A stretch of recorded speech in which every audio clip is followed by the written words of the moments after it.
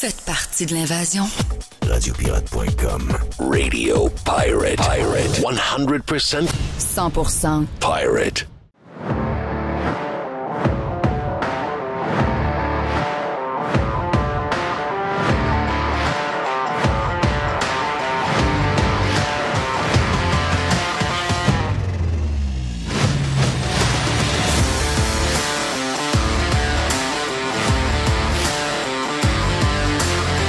Question pour mon ami Jerry. Oui. Est-ce que tu es sur Blue Sky? Non, je ne suis pas sur Blue Sky encore. Ah, tu devrais y aller. Tout le monde est rendu sur Blue Sky. Ouais, je suis rendu sur Blue Sky. Pour vrai? Ben, oui, mais je suis un petit peu anonyme. OK. Mais est-ce que vous savez que personne ne parle de ça nulle part dans le monde? Non. Il n'y a pas d'histoire nulle part dans le monde. Là. Il y a peut-être Jimmy Lee Curtis qui décide de quitter X, là, mais je veux dire Jimmy Lee Curtis. Ouais. Bon, Jimmy Lee Curtis en 2024, il y a des gens qui la trouvaient hot en 2000, peut-être pas en 2000, peut-être en 90. Jimmy Lee Curtis, 30 ans plus tard, là, c'est la grand-mère qui fait peur. Là. Tabarnache. Mais je pense que ses traits n'ont jamais été super... Ben, elle avait des traits très masculins. Oui. Très masculins. Mais elle avait une shape. Hein? C'est ça. Oui, elle avait une shape, mais elle faisait très gars. C'était probablement même peut-être une des premières qui avait transitionné. Bon, on n'était juste pas au courant à ce moment-là. Mais, Peut-être, oui. Mais Blue, c'est la grosse patente du Québec. Là. J'ai aucune idée c'est quoi. Là. Mais c'est pas juste d'aller sur Blue Sky, c'est qu'il faut que tu le dises. Faut que tu quittes X. Ouais. Oui, ça c'est tout de suite à l'élection de Trump et de Elon Musk. Fuir Elon Musk puis répugner Elon Musk, faut que tu sois un méchant Christ de chaudron. Là. Excuse-moi, là. Puis, juste parce que ses idées politiques ne s'alignent pas avec les vôtres, qu'est-ce que ça dit sur ce monde-là? C'est drôle, hein? Ce qu'on voit sur X, d'une certaine mesure, c'est un peu ce que je vis depuis le milieu des années 90. On n'est pas fait pour s'entendre. Premièrement, on n'est pas fait pour s'entendre. OK? On n'est pas fait pour s'entendre. Il y a vraiment un gros clivage maintenant entre une partie de la population et l'autre partie. Appelons-les comment est-ce qu'on pourrait dire ça? L'élite. Ben, ceux qui se pensent l'élite. Ouais, Et le monde ordinaire. Puis c'est all across the board. C'est pas juste les médias, c'est pas juste les politicos, c'est la tête d'un syndicat par rapport aux syndiqués. Ça, c'est incroyable. Toutes les organisations, je vous dirais, LGBTQ, entre ces organisations-là qui cherchent du financement puis de la subvention, et les gens qui sont dans la communauté en général, le monde balancé, le monde, je vais appeler ça le monde normal, il y a une petite différence. Pensez pas que les gens que vous voyez, les LGBTQ complètement sautés, représentent la communauté LGBTQ. 0, 0, 0, 0. Même les trans. C'est même les trans. La majorité des trans font ça sans parade. Ils font ça, puis ils font pas ça pour jouer au clown. Ils font ça, puis c'est dans c'est dans leur vie privée. Ils font exactement. Il y avait des trans de 10, 15, 20 ans. Ben oui, exact. Mais là, il y a comme un côté, on dirait que pour sortir du lot, il faut que tu sois à l'extrême, il faut que tu sois un peu dépravé, il faut que tu sois hors norme complètement pour que finalement des gens s'intéressent à ton cas. Mais la majorité des gens ne veulent pas avoir le spotlight. Anyway, on voit que ça existe. C'est pire que ça n'a jamais été. Mais moi, ce que j'aime de X, depuis que Elon Musk est propriétaire de X, c'est que il n'y a pas de favoritisme. OK? C'est la vie telle qu'elle est. Bon, c'est pas tout le monde qui est sur X. Ce sont les gens plus allumés, on va dire ça. Le grand public est sur, mettons, Facebook. Les gens plus intéressés, plus allumés sur certaines choses, que ce soit du sport, que ce soit des affaires d'économie, que ce soit, peu importe le sujet que vous avez. Moi, j'ai plein de listes avec plein de sujets. Et je trouve tous les gens les plus pointus des affaires que j'aime, puis là, ben, c'est sûr que quand je retourne dans les affaires où je m'informais auparavant, depuis qu'on a X, puis là que je relis, mettons, quelque chose, je vais prendre un exemple, la F1. Moi, j'aime la F1. Donc, j'aime la F1 pour tout le côté technologique, le côté de développement, tout le côté drama, le côté soap, etc., etc. Tu sais, j'ai plus aucun intérêt à lire un article dans le Journal de Montréal ou la presse sur la F1.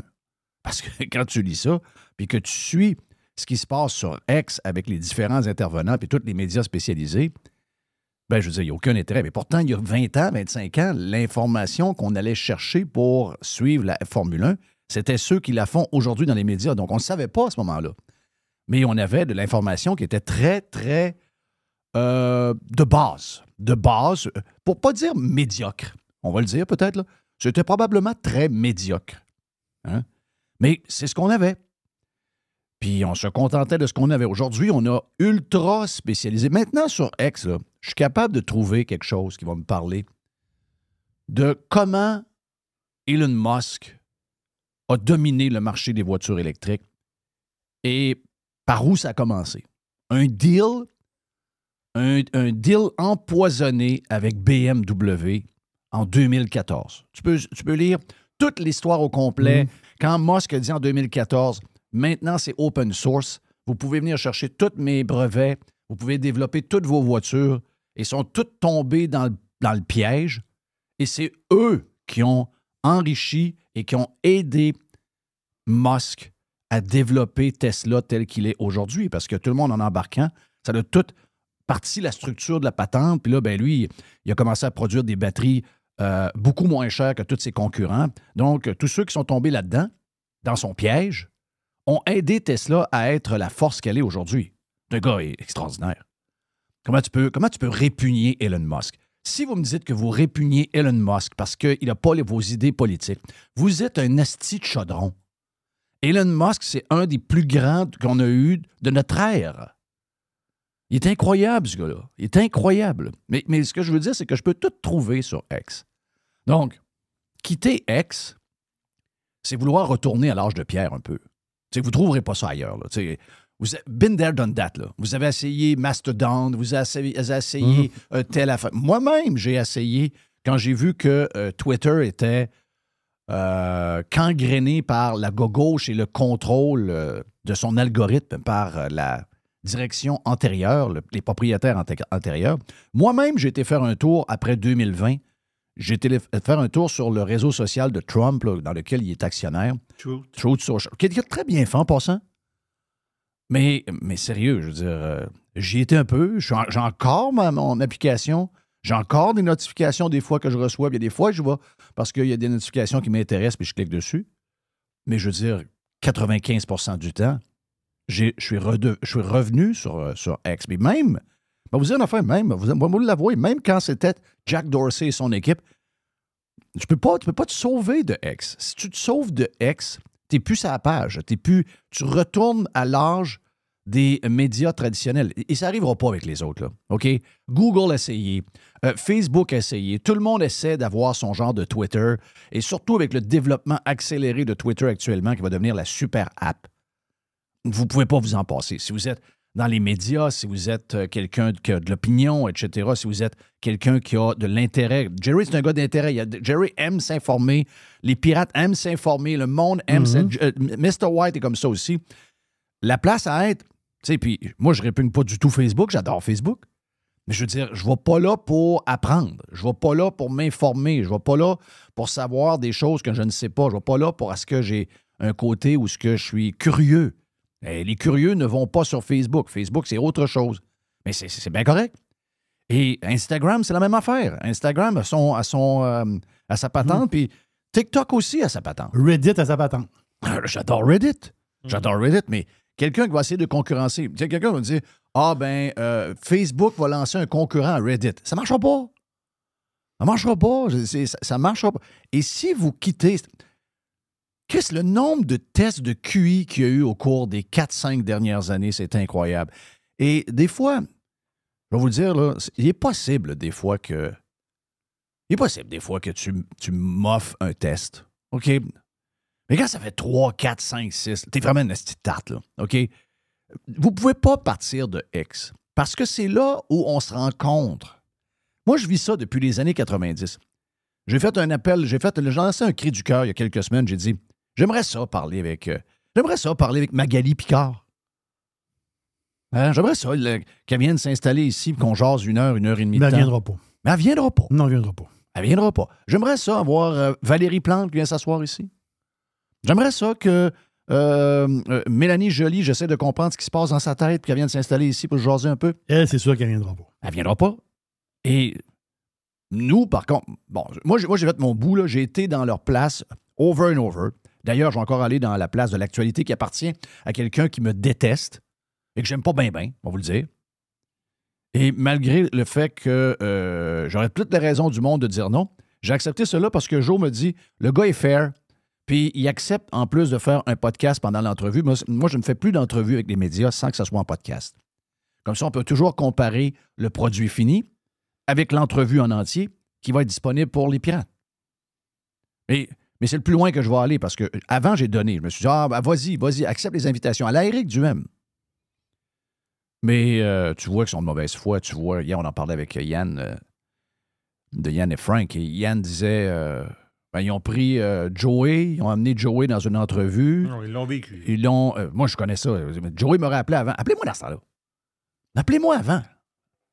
Tu sais, il y a des gens d'affaires qui m'écrivent. Il y a des gens d'affaires, des fois, qui se font proposer des entrevues, des visites, etc. Les gens m'écrivent, savent que j'ai beaucoup d'expérience là-dedans. Puis, faites-vous-en pas. Moi, je pose toujours la question. Qu'est-ce que tu gagnes? Est-ce que tu as une subvention qui s'en vient? As-tu une possibilité d'un financement, etc.? Parce que la game, il faut la jouer. Là.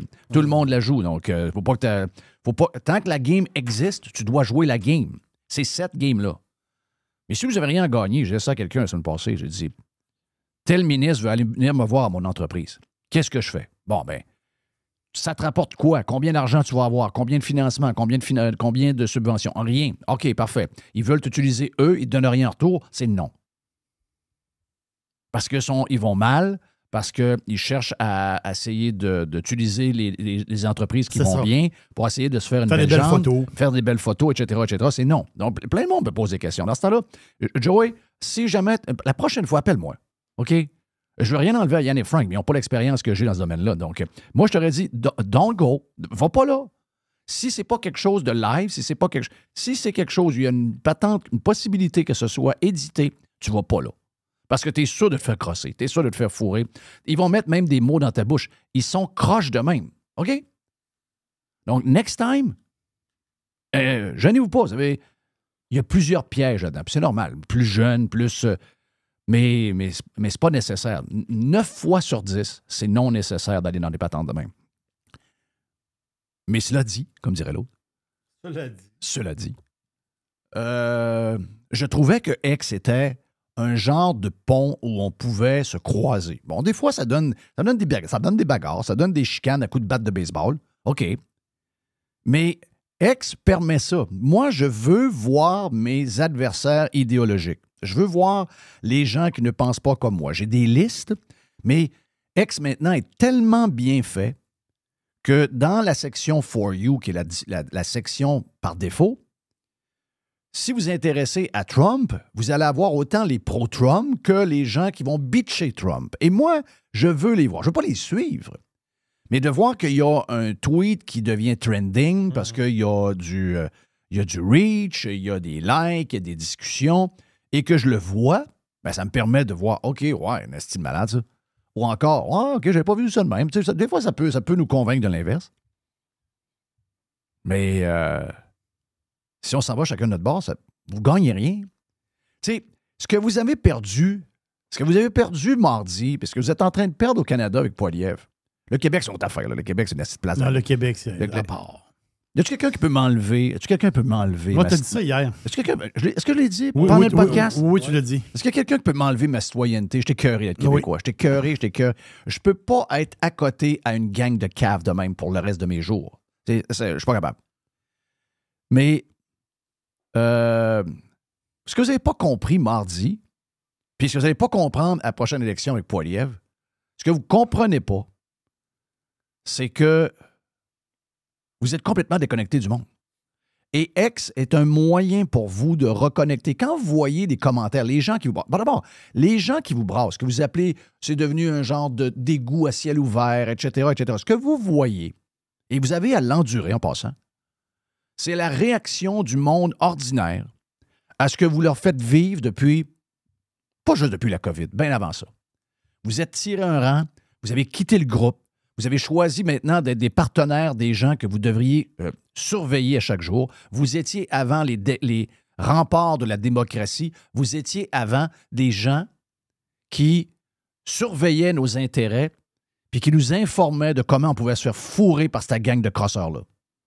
Et du jour au lendemain, pour des histoires de gauchistes, des histoires de libéralisme, des histoires de... Bon, pas libéralisme, j'aime pas ce terme-là, parce qu'il est galvaudé un peu, mais parce que vous êtes des fucking liberals, donc des gens de gauche, des gens vertueux, etc., etc. Vous avez...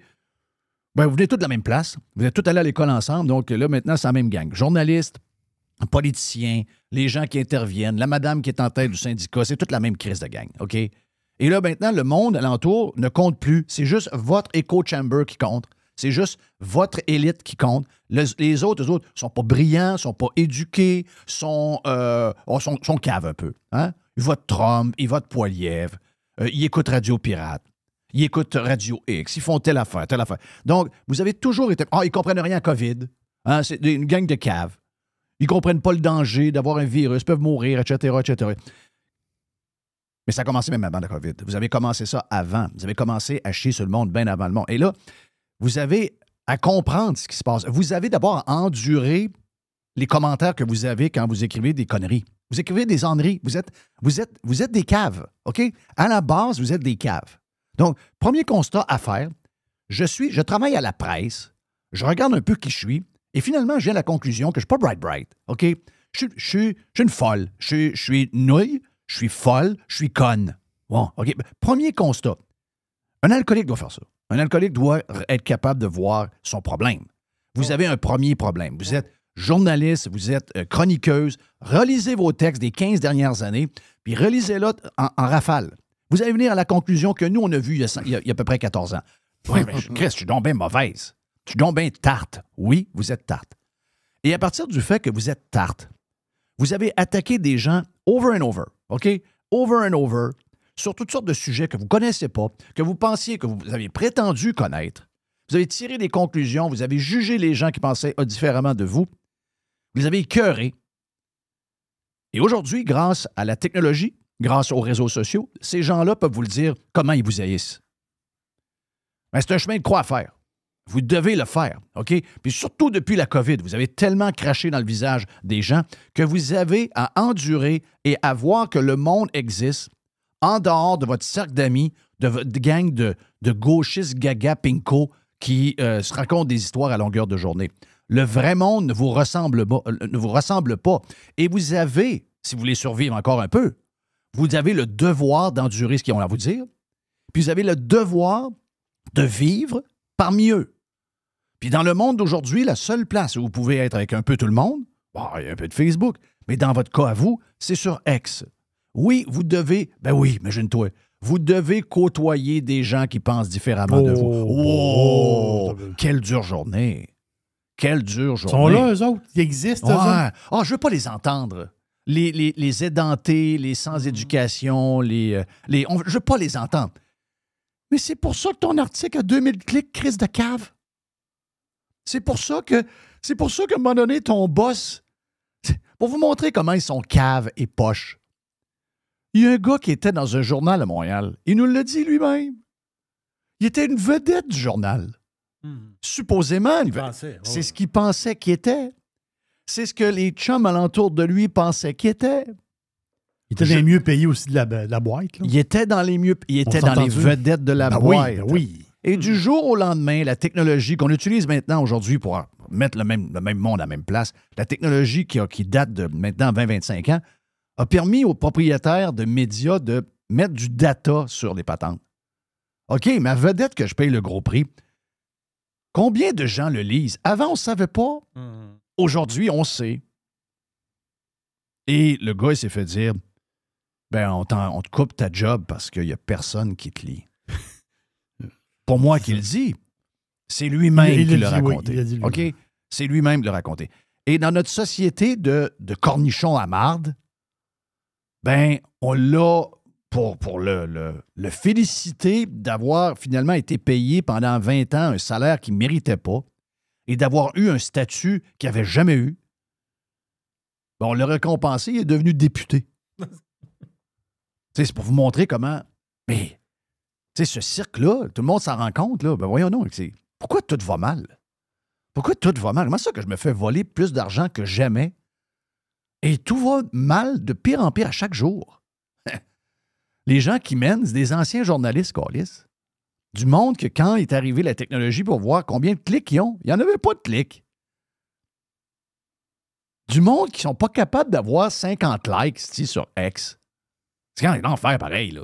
T'es supposé d'être dominant, t'es supposé ça se prend pour un autre, ça a des followers, ah ouais donc, ça montre comment ces gens-là sont supérieurs à tout le monde. Là, ils font un genre de tweet qui ont 50 likes.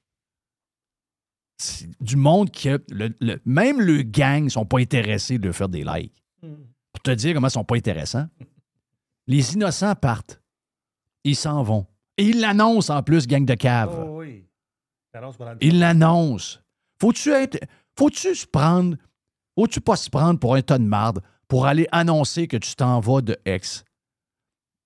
Vous êtes cave. Sérieux, on le savait, mais là, vous avez confirmé ce qu'on pensait.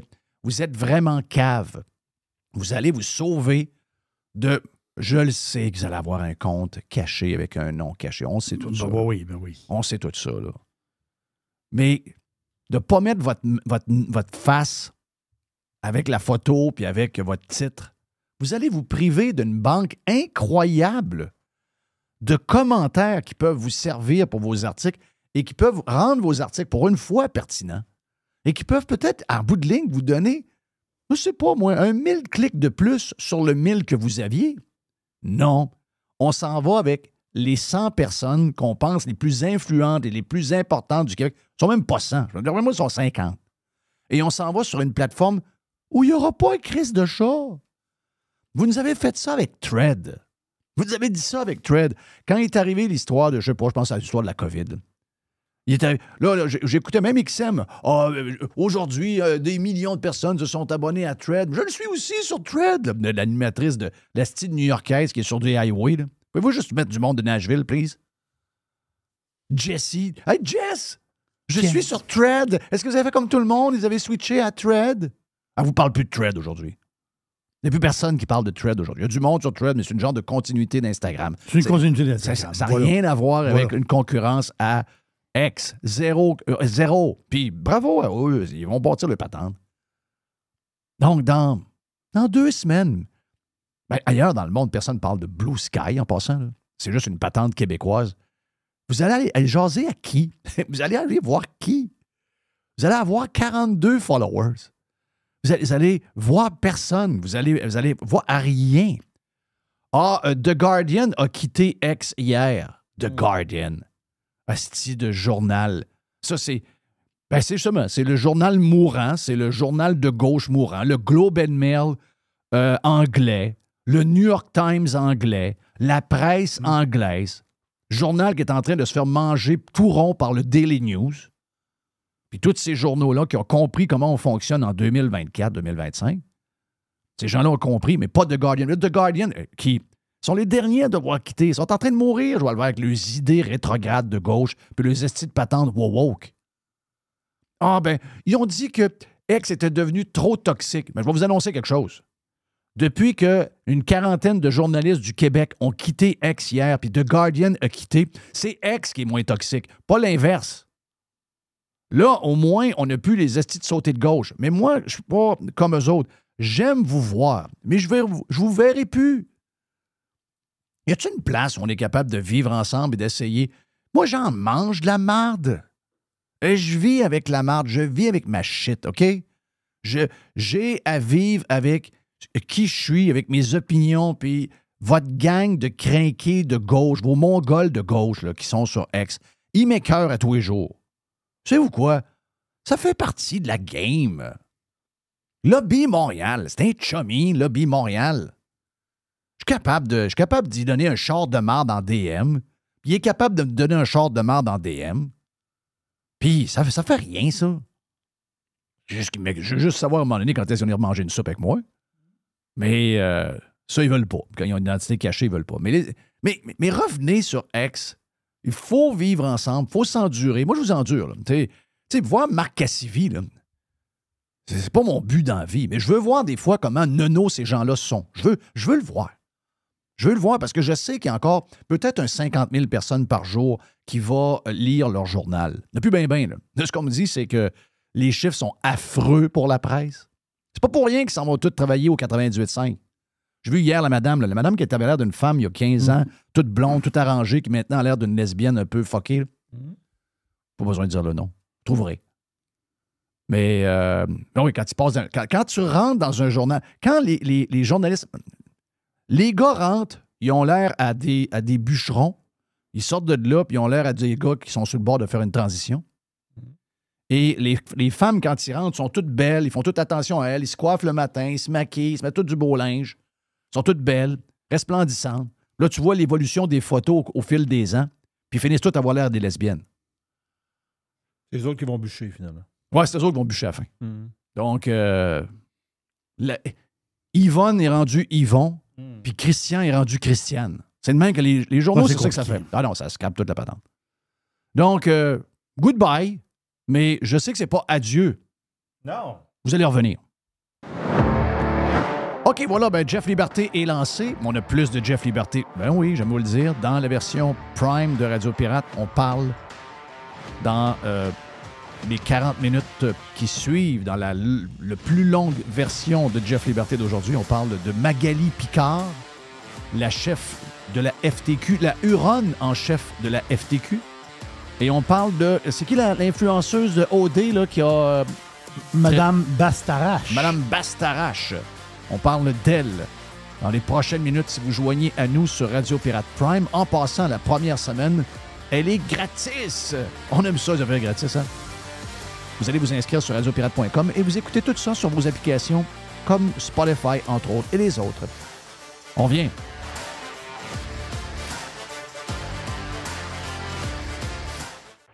Radio Pirate. Making history again. Radio Pirate, Radio Pirate, Radio Pirate. La chronique de Régent Tremblay vous est présentée par les sauces Fire Barnes. Fire Barnes. Fais-toi plaisir, mets-en partout. Régent raconte avec Jeff. Régent informe avec Jeff. Régent dérange avec Jeff. Régent s'amuse avec Jeff. Régent podcast avec Jeff. Régent à Radio Pirate avec Jeff. Régent à Radio Pirate avec Jeff. Donc, t'es dans le retour, t'es au retour dans le pays de Donald Trump, Reg. Oui, j'ai fait fi de mes angoisses. Oui, ton anxiété, toute la patente. Parce qu'il y a des sondages qui montrent que plein de Québécois, en fait, 53% des Québécois n'iront pas aux États-Unis pendant que Trump est président. Ben ouais? oui, ben oui. Au mois de janvier, j'ai hâte de voir ça. Ouais. C'est probablement des gens qui y allaient déjà pas, là, donc pour d'autres raisons. Mais on a eu toute une semaine. Hein? Est-ce que c'est un... As-tu remarqué que c'est un genre de... C'est comme un effondrement total de ce qu'on parle depuis un bout, c'est-à-dire médias traditionnels versus les ex, les podcasts, les ci, les ça. Je veux dire, et je ne sais pas si au Québec, les gens vont faire, mettons, les patrons de la presse, même ceux de Radio-Canada qui ont un budget quasiment illimité, à un moment donné, ils vont avoir des comptes à rendre pareil. Quand tu n'as plus de code d'écoute, tu n'as plus de code d'écoute. Mais je ne sais pas si... Et les derniers jours m'ont montré que jusqu'à maintenant, non. Mais je ne sais pas s'ils vont faire une réflexion profonde sur ce qui se passe. Puis, tu sais, on regarde les intentions de vote aussi des jeunes au Québec. Si tu enlèves les boomers au Québec, c'est pas le Bloc qui rentre. Si tu enlèves les 65 ans et plus, le Bloc ne fait pas élire 44 personnes. C'est les conservateurs en raison, entre autres, des 18, de Zach, de ses amis, de mes filles, Donc, il y a un changement assez drastique et les médias semblent complètement dépourvus de ce qui se passe. Je me trompe-tu? Comment tu fais pour... Comment tu fais pour résister aux plaques tectoniques qui bougent? Ce que je veux dire par là, c'est... j'ai donné une entrevue de plus qu'une heure à David Garrel de Hockey 30. OK. Hockey 30, c'est évidemment considéré comme l'abîme total en termes de qualité d'information. Mais le gars, il est intelligent, bonne famille. Puis, sais-tu quoi? Dans le même titre, Jean-Charles et Valérie Plante, il va chercher 1400 € avec Google Discovery. OK. Donc, il sait exactement comment manipuler les algorithmes pour se tirer 300 000 à 400 000 par année. Bon. OK. Et il est tout seul avec... Il y a un prof qui travaille à temps partiel avec lui. Ça veut dire qu'on considère que la masse salariale de l'entreprise, mettons que lui se donne 150 000, puis qu'il donne 25 000 au prof, ça veut dire que la masse salariale totale est 175 000. C'est le salaire de Jean-Nicolas Blanchette à Québec, qui est devenu maintenant le columniste du Journal de Montréal puis du Journal de Québec. Ouais. Et là, tu n'as pas parlé ben là, 175, je présume, avec les... avec le fonds de pension, les patentes, des affaires. Etc. Tous les avantages. Mais là, tu ne parles pas des comptes, des frais de déplacement. S'il vient un match du Canadien à Montréal, quand j'ai quitté, moi, c'est 56 cents le kilomètre. Mais 160 cents le kilomètre. Aller-retour, c'est 600 kilomètres. Ça te donne une idée. Multiplie ça par la gestion, multiplie par l'ensemble des journalistes.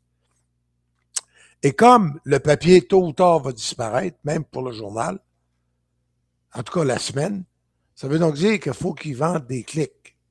Mm-hmm. Comment tu vas faire pour compétitionner sur le plan financier? Explique-moi ça, toi. C'est impossible. Et au Québec, si tu travailles pour les clics, ça veut dire que 90% de ton contenu va être sur le Canadien. Ouais. Ça veut dire, tu as remarqué que dans le Journal de Québec, le Journal de Montréal, tu n'as plus de boxe. Tu as du football parce que les Alouettes sont la propriété de Regarde. Ouais. Mais je te parle pour les sports. Ça veut donc dire que la couverture, je vais te donner un exemple. Richard Boutin, qui est un très bon journaliste pour le sport amateur, quand il l'a envoyé couvrir quelque chose, à un moment donné, il y a 300 personnes qui ont lu les textes. Hey. Tu sais, t'es dans un cercle vicieux. C'est le principe de la saucisse high grade. Plus tu vends de la saucisse, plus un fraîche, plus tu en vends. Ouais. Canadien, là, plus tu as des clics, plus tu vends du Canadien, plus tu entraînes le monde dans des clics. Ouais. Bon. Mais en même temps, parallèlement, tu règles rien en faisant ça. Non, parce que tu es en train d'enlever toute la diversité qu'il y avait avant. Donc, plein d'affaires qui... Tu sais, nous autres, là, moi, j'ai joué au hockey régional jeune pour les Dynamos. C'était couvert comme si on était dans la Ligue nationale. Le samedi matin, on lisait nos résultats, on voyait nos noms dans le journal, on savait tout. On était dans le journal, là. Aujourd'hui, le sport amateur, comme nous, on était couverts jeunes, c'est terminé, ça, là.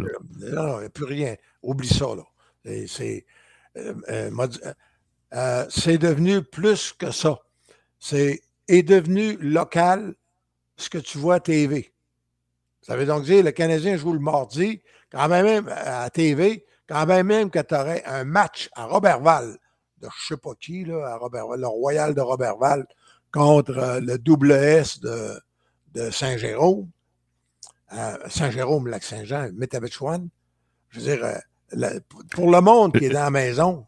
Je veux te reprendre parce que c'était quand même devenu le SS Nord-Fruit. Non, mais, tu sais, Mais ce qui veut dire qu'à moyen terme, lis ce matin, c'est rare. Richard Rétu, que j'ai connu quand il est entré au sport à la presse en même temps que Philippe Quentin. Richard Rétu est basé à New York. Puis plus haut que Richard, ben, je pense que t'es embaumé au paradis. Ouais. Mais un matin, il y a un maudit bon texte. Il dit dans le temps, là, quand Walter Cronkite disait « It's the word today », like it was today. Walter Cronkite à CBS, il finissait ça, puis c'était bingo, merci, bonsoir. Ou Bernard de Rome disait bonsoir, mesdames et messieurs, c'était le téléjournal. C'était fini. Ça, exact. Mais aux États-Unis, pendant la dernière campagne électorale, qui c'est qui a fait les médias? Qui c'est qui a mené? Ben Shapiro, oui, il y en a plusieurs. Mais celui qui était le Walter Cronkite des médias, c'était Joe Rogan. Ouais. 39 millions sur YouTube, Donald Trump. Et le double sur X. Sur Spotify, je pense. Plus les audios sur Spotify, mais ils ont mis des vidéos également sur X, sur le compte de Joe Rogan et sur le compte de Elon Musk. Et ils ont ramassé aussi 40 millions, plus l'audio sur Spotify. Donc, probablement 100 millions d'écoutes dépassées pour des podcasts avec Trump. Et moi, je pense que c'est important, je dois le faire. Pour un minimum de 20 minutes des 3 heures, tu sais. Parce que c'était découpé. Moi, j'en ai vu sur TikTok, partout après. Oui. Mais comment tu fais? Si tu t'appelles CNN, comment tu compétitionnes? CNN a annoncé cette semaine qu'ils vont couper tous les gros noms. Donc, Anderson Cooper, 20 millions par année. C'est quand même beaucoup d'argent pour quelqu'un qui était quand même correct, là, mais je veux dire, ça vaut-tu vraiment 20 millions? Mais il gagnait 20 millions par année. Anderson Cooper sera coupé. Même chose pour Erin Burnett. La fille qui fait le soir, qui, elle, gagnait 7 millions par année. La nouvelle Caitlin Collins, la jeune, qui a interviewé à un moment donné Caitlin Collins, qui initialement était une conservatrice de l'Alabama, était à l'Université de l'Alabama. C'est une fille de. C'est elle que Trump a dit « You're a nasty person hein? ». Exact. Parce que elle, à la base, c'était avant qu'elle arrive à CNN, à l'université, elle était reconnue comme quelqu'un qui avait une mentalité, puis une vision, puis des valeurs de droite et conservatrices. Elle les a toutes garochées à la poubelle pour être à CNN et elle gagnait 3 millions par année, mais elle serait dans les coupures aussi. Donc, tous les gros noms seraient dans les coupures. MSNBC, CNBC, Comcast a annoncé que probablement qu'ils vont spinner ça en dehors de la compagnie parce qu'ils ne voient pas de futur. Puis il y a aussi, tu sais, les journaux, tu me racontais un peu, la télévision est un peu fourrée aussi. La télévision est pognée avec des contrats, avec des câbleaux distributeurs. On va faire une image. Mettons que CNN touchait par année 250 millions, parce que quand vous prenez le câble, il y a peut-être 50 cents ou 60 cents par mois qui va, mettons, à CNN. Les plus gros sont ESPN, CNN, Home Garden TV, Food Network, etc. Il y en a qui ont 4 cents par mois, mais les plus grosses vedettes... Discovery, exact. Mais les plus grosses vedettes, eux autres, ils vont se ramasser avec... écoute, ESPN, c'est la pièce et demie, je pense, une pièce et 55. CNN est aux alentours de 50-55 cents. Donc, vous preniez, mettons... Je sais pas moi, 100 millions de personnes qui écoutaient, puis qui étaient branchées, 100 millions fois 55 cents par mois, bien, ça vous donne le budget avant la publicité de ce que CNN avait. Mais là, le nombre de gens qui sont abonnés au câble, il est passé de 100 millions à, mettons, 50 millions. Donc, ils ont encore de l'argent et ça continue. Mais, tu sais, ils ne sont pas capables de dire on déchire le contrat, puis on ne prend pas le 55 cents des 50 millions qui restent, puis on part à zéro. Leurs frais, comme tu disais tantôt, leurs frais d'opération sont tellement gros qu'ils sont fourrés avec leur modèle, alors qu'ils savent très bien que leur avenir, c'est le streaming, c'est le faire en podcast, c'est de le mettre sur YouTube, c'est de le mettre sur les applications de télévision intelligente quand tu ouvres ta télévision, etc., etc. Mais ils sont fourrés avec le contrat. Si quelqu'un dit « Mais pourquoi tu ne le déchires pas, le contrat? » Moi, mais c'est parce que le contrat, il me rapporte encore 100 millions. Ouais, mais t'en rapportais 250 avant. Ouais, mais le 100 millions, je l'ai besoin, sinon je ferme. Ils sont vraiment fourrés, ces autres-là. Tous les médias. Et s'ils sont fourrés aux États-Unis, as-tu une idée comment ça se passe au Québec? Ben, Québec-Canada, c'est l'enfer. Mais au Québec, c'est un marché réel d'à peu près 8 millions de francophones. Bon, t'enlèves les 8 ans et moins. On va dire de quoi, puis j'espère qu'ils ont la télé dans les mouroirs, là, les CHSLD. Mais tu sais, ce que je veux dire, c'est ton cœur de business, c'est à peu près potentiellement 4 millions. Bon, mais sur les 4 millions, tes 2 filles en appartement n'auront pas de câble. Puis ils ne regardent déjà pas la TV. Oui. Puis Zach n'a pas de câble, puis il n'y a même pas de TV. Non, il n'y en a pas. Il a son ordinateur, puis c'est ça. s'il veut, puis c'est lui qui m'envoie des affaires qu'il trouve. Bon. Il a son téléphone, son ordinateur. Exactement. Ça fait que, tu sais, je veux dire de quoi. Puis on le sait, on n'en parle pas trop parce que personne ne sait exactement si c'est légal ou pas. Mais les bidules qu'on pouvait acheter en Floride pour avoir la télévision là, avec 3600 canaux, c'est-à-dire le nombre de mes amis qui ont ça au Québec, je veux dire, tu serais gêné. Ben, tu ne serais pas gêné. Dans le fond, c'est vers ça que toute la société s'en va. Avec Internet, il n'y a plus de frontières. Hey, quand tu dis le soir, là, qu'on peut écouter Mathieu Bock-Côté est bloqué, il est cancellé pour reprendre l'expression au Québec, à part Québécois. Mais tu peux l'écouter en direct à CNews. Oui. Tu sais, il passe à 9 h le soir, ils le mettent en reprise vers 9-10 heures en Amérique. Ça veut dire à 3-4 heures du matin en France. Mais si tu veux, tu peux l'écouter en direct à 4 heures. Fait que là, tu fais quoi? Si je veux, je te l'ai déjà compté, quand Bob Hartley a gagné la Coupe Gagarine, 3 heures de l'après-midi, je me suis dit, j'étais en Floride, j'ai dit, allez vérifier. Ouais. D'un coup, je serais capable de trouver ça. Je suis affilié dans le sport. Sais-tu quoi? J'ai regardé la 3e période avec les commentaires en russe, en direct. J'ai vu gagner Bob Hartley sur la patinoire, les gars qui l'ont levé. Puis dans le vestiaire, après, puis le champagne de la Géorgie, soit dit en passant. Mais tu sais, ce que je veux dire, c'est comment après ça, tu peux dire. En fait, c'est même pas TVA Sport qui m'inquiète. Je pense que TVA Sport va être intégré dans le gros TVA. C'est le gros TVA qui est inquiétant. Oui. Je pense que ceux qui sont plus spécialisés. Mais tu sais, encore là, regarde, je vais te donner l'exemple que Jerry donnait la semaine passée.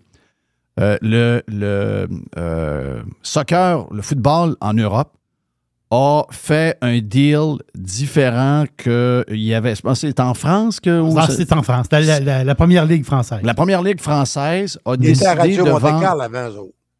Puis ils ont décidé d'offrir maintenant un abonnement. Tu t'abonnes à deux zones. Puis ça coûte 40$, 39,95$ par mois. Puis ils délaissent, mettons, TVA Sport ou ils délaissent RDS. Puis ils vont avoir leur propre. Il était à RMC Média, eux autres, je pense. Bon, ben écoute, c'est comme si Canadien. On met ça sur Canadien. Canadien délaisse TVA Sport. Il délaisse TSN, il délaisse RDS, puis toute la patente. Puis là, tu peux juste t'abonner à une application qu'il y a sur ta TV. Puis ça coûte 49$ par mois. Eux autres, ils s'attendaient. Oui, tu as tous les matchs du Canadien. Eux autres, ils s'attendaient à 1 million d'abonnés. Pour le début de la saison qui vient de commencer. Là, puis après ça, ils disaient que ça allait monter. Ça allait monter avec le temps. Mais il n'y en a pas eu 400 000, c'est ça? Ils n'ont eu 400 000. Ils en ont eu 400 000 sur 1 million. Donc, le modèle ne tient plus. Là.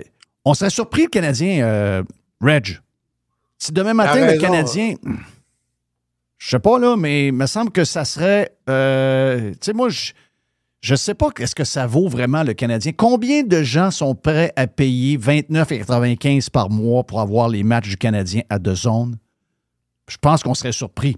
C'est 1 million ou c'est plus 100 000? C'est... À 30$, c'est au plus 100 000.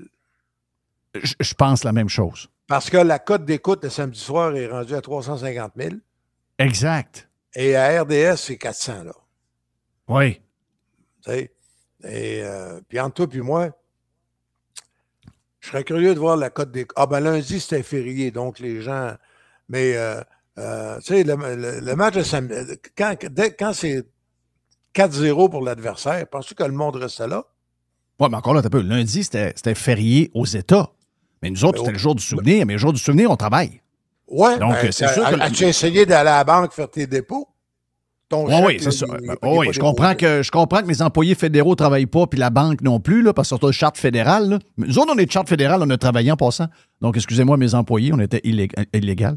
Mais je veux dire, somme toute, monsieur tout le monde travaillait lundi. Donc, moi, je n'étais même pas au courant que la game était lundi après-midi. Je l'ai su une fois que la game était finie, j'ai vu le score. C'est Mr. White qui me dit, le Canadien jouait tantôt, ils viennent de gagner 7-5. C'est pas la vraie question, c'est hey, le Canadien a gagné. Ça, c'est la surprise. Oui, 5e victoire. Wow, tabarnache. Je suis surpris. Hein? Wow. On pense qu'ils vont en gagner 25. Moi, je vois 25. Mon chum Dodu pense 40. Là. Moi, je pense que c'est 25. Moi, je pense que ça va finir. T'appelles-tu la saison des Nordiques avec le meilleur est à venir? Le retour de Michel Bergeron avec l'arrivée de Matt Sundin. 31 points qu'il y avait eu. Là. 31. Ouais, mais t'as peu. C'était à ce temps-là, il n'y avait pas de points de communiste. Non, tu n'avais pas de point BS. C'est ça, exact. C'était 31 vrais points. Là, c'est parce qu'on a des points un peu bizarres. Là. Des fois, qui soufflent le nombre de points un peu, mais si on faisait comme dans le temps, pas sûr qu'ils ramassent 40 points. Là. Pas certain de ça par tout.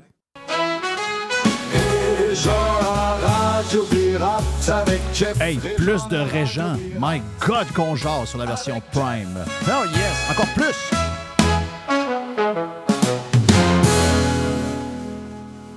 La chronique de Régent Tremblay vous a été présentée par les sauces Fire Barnes. Fire Barnes. Fais-toi plaisir, mets-en partout. Every hour. Juste du bon stock. Radio. Jeff Fillion.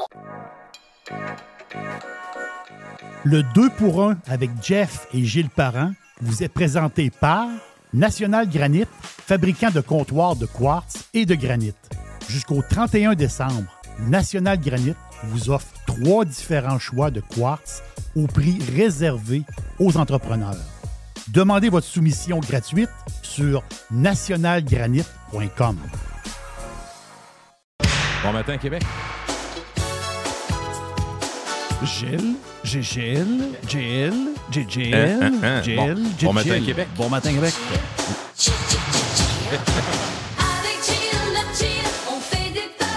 Les podcasts. Le balado, là.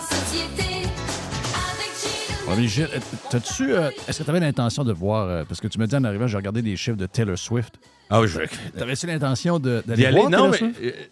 Non, jamais. D'abord, est-ce que tu connais des... Parce que Je connais beaucoup de tunes parce que mon fils nous empeste la vie avec ça. Exact. Lui, c'est un Swiftie, donc à cause de ça, veux pas, tu connais des tunes un peu. Mais pas juste ça, Jeff. Écoute, je pense qu'il va falloir parler de ça un peu pour plusieurs raisons, plusieurs angles intéressants là-dedans. D'abord, c'est un phénomène, c'est la chanteuse dans l'histoire de la musique qui est la plus riche, la plus famous, la plus connue. Fait que ça, tout le monde sait ça. Mais je veux juste te dire que les émules de Taylor Swift, il y en a tellement que des fois, je dis, je te le dis, là, crime, je me sens pas plus brillant qu'un autre, mais je suis un peu comme toi là-dessus. J'ai été dans la musique tout le temps. Fait que si j'ai une oreille, je pense que on a tous ce plaisir-là de. Puis quand tu n'écoutes beaucoup, surtout du top 40, Jeff, une écoute, tu sais, ça va pas y. Ça, c'est un. Bon. Fait que là, j'entends les tunes, mais toutes les nouvelles, Olivia Rodrigo, Gracie Abrams, la fille de J.J. Abrams, puis d'autres comme ça, ils ont tous des styles Swift. Ils ont, tu sais, tu comprends, ils chantent. Puis c'est mixé à la Taylor Swift. Ça vient mêlant, bâtin. Je dis, t'as la nouvelle. Non, c'est pas Taylor Swift. C'était... Ouais, mais Olivia Rodrigo est plus une chanteuse pop rock. Un peu plus rock. Je suis d'accord. C'est peut-être pas un bon exemple, mais il y en a une coupe autour qui gravite, puis finalement, je trouve que... Moi, je pense que la future... Olivia Rodrigo, gars, je sais que son spectacle est maintenant... puis ma fille est allée la voir au Centre Bell, il a capoté, elle a dit, regarde, en show, là, c'est vraiment... Ça brasse plus que Taylor Swift aussi. Oui, c'est plus rock. Mais moi, je pense que Taylor Swift, là, parce que là, on va voir plein de phénomènes de même. Mais si vous êtes country, puis je sais que dans le pop, elle joue beaucoup aussi, là, mais c'est surtout une chanteuse country pour l'instant. Mais Megan Maroney, là, c'est quelque chose. C'est une très belle voix. Là. C'est une machine de hit, surtout. Puis des fois, tu écoutes des affaires de Taylor Swift, puis tu dis, OK, c'est quoi la patente que je pogne pas? T'sais, dans les tunes, peut-être, il y a 7, 8 ans, 9 ans, oui, j'étais capable de voir, mais il y a des tunes. Le nouvel album, là, moi, j'écoute ça, puis je viens dans le même univers que Drake, là, ou je viens dans le même univers que, tu sais, des patentes de même, là, Drake, puis quelques affaires qui sont... Ben, il y a de la répétition, c'est sûr. D'abord, ton style, à toi, on le sait, là. moi, je dis tout le temps aux gens, ils disent, ouais, puis c'est presque inévitable après tant d'albums. Moi, personnellement, Taylor Swift, je vais la retrouver. J'aime ça, écouter ses vieilles chansons. Tu sais, la première tune qu'elle a faite très country avec Ed Sheeran, là, qui est backup. Oui. C'est tellement une bonne tune country. Parce qu'avant, elle travaillait avec, tu sais, de où elle vient, Nashville, puis de son background. Elle travaillait beaucoup avec des musiciens. C'est les albums là, qu'elle avait perdus, qu'elle a refait, c'est l'histoire. Taylor's Version. Et là, avec le nouveau trend qu'elle a fait, là, c'est plus des producteurs. C'est des producteurs. Tu sais, les producteurs d'aujourd'hui, ils ont des computers, ils ont des tracks, ils montent des affaires, ils font des loops de telle affaire. Puis ils sont capables de monter des tunes sans aucun band. Tu sais? Ouais. Puis ça, je sais que moi, ça me rejoint pas. Tu sais, il manque quelque chose. Je dis souvent que j'écoute Rick Beato pour avoir... Lui, c'est un producteur, c'est un musicien, puis tout, puis il explique plein d'affaires. Puis c'est un des gars les plus connus sur millions de followers sur YouTube. Puis c'est ça la différence, c'est que le country marche full pin. On a vu cette semaine qu'on a rajouté un autre au Centre Vidéotron puis au Centre Bell. Jelly Roll va être là en plus. Je pense qu'elle va redevoir... Si on regarde le mood en ce moment, il va falloir qu'elle retourne avec des musiciens puis des gens qui jouent des instruments comme... C'est ça que les gens recherchent en ce moment. Tu sais, les gens se demandent qu'est-ce qui fait que le country pogne? Bon, il y a les paroles, mais il y a le mood aussi. Tu sais, les gens avec toutes les affaires, les gens avec les cheveux verts, les pins dans le nez, les tatous partout, ils ont le goût de retrouver du monde qui leur ressemble un peu. Les gens qui font du country leur ressemblent plus. Mais je pense que, puis c'est ça que Rick Beato disait, il disait, les producteurs qui prennent, souvent, c'est tous les anciens producteurs de rock, là, c'est les anciens producteurs de Nickelback, de ci, de ça. Donc, beaucoup de bons musiciens de studio, des bons drummers, des bons guitaristes, des bons bassmen, des bons... Je pense qu'elle serait due pour tourner. Elle peut se permettre ça. Elle peut faire ce qu'elle veut. Elle peut faire ce qu'elle veut. Mais en même temps, vois-tu, souvent les artistes... ça, c'est ma perception, là. Mais souvent, les artistes, quand ils sont plus capables de faire de hits, puis regarde, même présentement dans le pop, Jeff, c'est juste des reprises. Il y a une tune qui est très forte là, que Bruno Mars fait, je pense, avec un groupe d'Asiatiques, puis c'est le beat de Mickey. Là. Oh, Mickey, il y a son Exact. Fait que nous, ils peuvent pas nous passer ça. Moi, je dis à mon fils, non, ça c'est Mickey, ça c'est tel, c'est ci, c'est ça, puis plein de tunes. Mais c'est ça que je te dis, c'est les producteurs qui réussissent à faire ça avec des... Et si je disais tantôt, Jeff, qu'il y a beaucoup de jeunes filles... Parce qu'ils s'en vont dans la voix de Taylor Swift qui sonnent pareil. C'est parce que les producteurs aussi les font sonner. Il y a une tendance actuellement. L'autotune permet aussi de faire un paquet d'affaires avec ça, malheureusement. Là. Ça veut dire que tu peux prendre une voix qui ne ressemble pas nécessairement, puis tu peux la twister pour qu'elle y ressemble. Tu dis, regarde, chante de même, puis là, finalement, le gars travaille ses affaires. Tu retournes au studio le lendemain, là, il te fait jouer ça, tu fais « my God », elle-même, elle ne se reconnaît pas, là. Puis tu sais, plein d'artistes que tu connais, puis prenons l'exemple de notre Céline Nationale. Son meilleur album, il a été fait en français avec Jean-Jacques Goldman. Exact. T'écoutes ces tunes de l'album 2, excuse-moi, là, mais donc, faut que tu donnes beaucoup de mérite aux writers, aux musiciens, puis aux gars qui les arrangements. Mais pas juste lui, il était en studio, ça a l'air qu'il arrêtait pas de dire non, parce qu'il était tout le temps, non, tu chantes du nez. Il était très sévère avec, mais ça a donné cet album-là. Ben oui. Le producteur, moi, je suis d'accord avec toi, c'est tellement important. De Jean-Jacques Goldman. Jean-Jacques Goldman, c'est un king, là. C'est un king. Puis ça a été le premier milliardaire en Europe. Si j'avais... musicien, j'ai manqué jouer au golf une couple de fois avec René, invité par mon chum Jean Lamotte à l'occasion. Wow. Donc, ça a-tu passé proche, Jay? Ben, à un moment donné, oui, ça passait proche. Je m'en appelé, il m'a dit René aimerait ça de jaser parce que René voulait me sonner un peu. René, il n'aimait pas ton discours? Il était tanné que je parle de Céline. Donc là, il est en Floride et Jean Lamotte, à ce moment-là, Mario Lefebvre avait quitté. Jean Lamotte, qui est un vieux chum, travaille pour René avec Céline, puis... Jean m'appelle et il dit t'attendrais-tu, René te paierait un voyage en Floride pour aller jouer au golf une couple de jours? Tu sais, puis moi, j'étais l'anti-système, anti-star système. J'ai dit non. Mais aujourd'hui, je regrette. J'ai trouvé ça cave. Là, j'aurais dû dire oui. Il m'aurait probablement sonné, mais j'aurais probablement découvert quelqu'un de bien fin. Puis j'aurais probablement passé du bon temps avec lui. Mais tu sais, il était très protecteur de sa Céline. Puis, ça savais-tu l'histoire du... te rappelles-tu, à un moment donné, quand ils m'ont lancé sur XM, ils ont mis sur Sirius... Avant, XM et Sirius étaient séparés. Oui. Et quand ils m'ont lancé sur XM...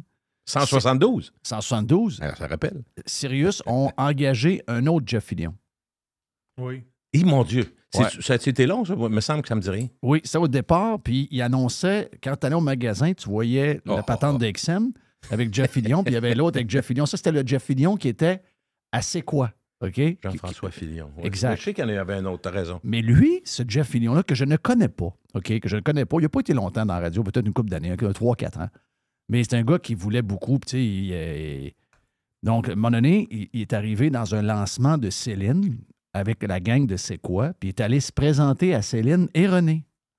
Il dit, hey, moi, je suis un méga fan, puis tout, puis il dit, je me présente Jeff Fillion de C'est quoi? René pète une coche. Il se fait ramasser live. En live, comme dirait nos devant jeunes. tout le monde. Patin. Et le Jeff Fillion de C'est quoi? C'est un gars un peu plus fragile. Il s'est mis à pleurer devant tout le monde. Il broyait. Il a fait une Céline de lui. Oh, il a fait une Céline de lui. Donc, Jeff Fillion broyait. Finalement, c'était pas le bon Jeff. Mais si je l'avais, mettons, René, si je pouvais y en vouloir sur quelque chose qu'il a fait avec René, c'est justement de ne pas avoir été capable de trouver. Pourtant, aux États, là, j'en aurais trouvé. Moi, j'en aurais trouvé. Tu veux dire en anglais, avec Goldman, il a frappé oui, mais 1000. Il a toujours fait le mauvais choix en anglais. Puis c'est pour ça qu'on n'a pas énormément de tunes de Céline qui sont restées. Qui ont traversé le temps, non. Il n'y en a pas beaucoup. It's All Coming Back to Me Now. Moi, je l'aime, je ne suis pas la plus connue, mais elle a été faite par Diane Warren. Oui, ben c'est qui a ça. fait pour combien pour Aerosmith? Mais je te dirais que c'est pas l'écriture des tunes. Diane Warren a fait des super tunes pour tout le monde, incluant des tunes qu'il a faites pour Céline.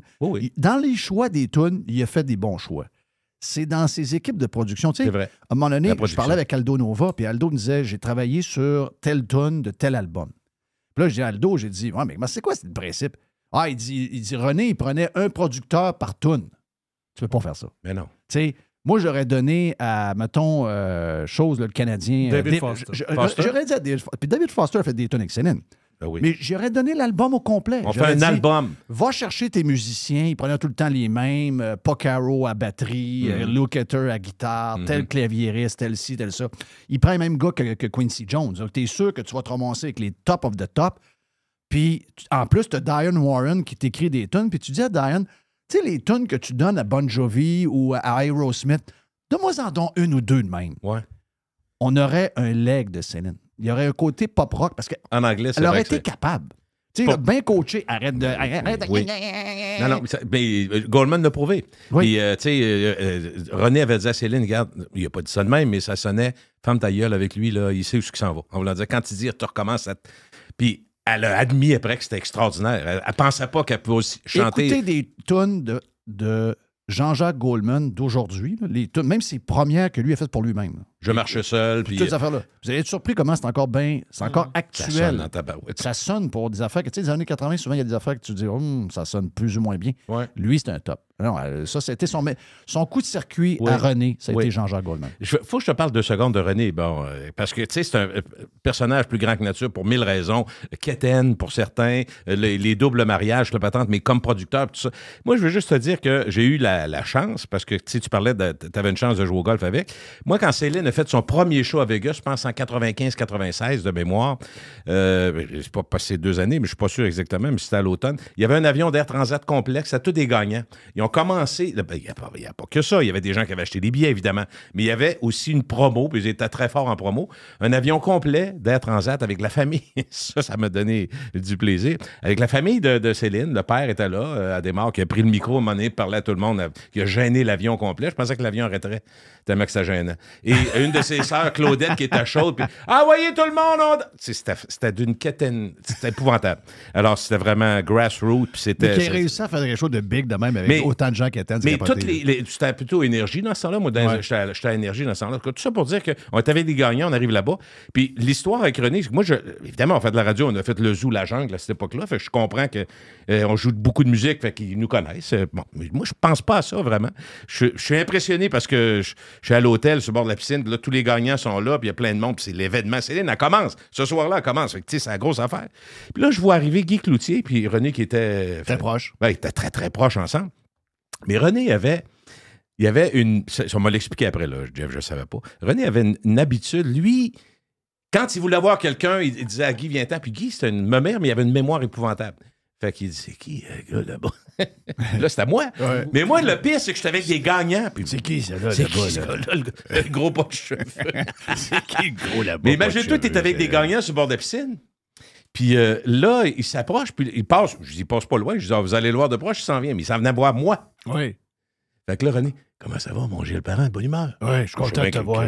Oui, je sais qui c'est qui je suis, mais il m'a jamais vu, tu sais. Ouais. Sauf que j'ai trouvé ça bon en baptême, avec Guy c'est la Cloutier. manière qui marche. Ah, ben, Seigneur. Là, ça fait. Il dit. Il te fait passer pour le meilleur. Oui, Tu sais, puis hey, je suis tellement puis il content dit, de te quand voir, je descends Gilles. à Québec, je t'appelle. Mais le pire, c'est qu'il m'a appelé une fois.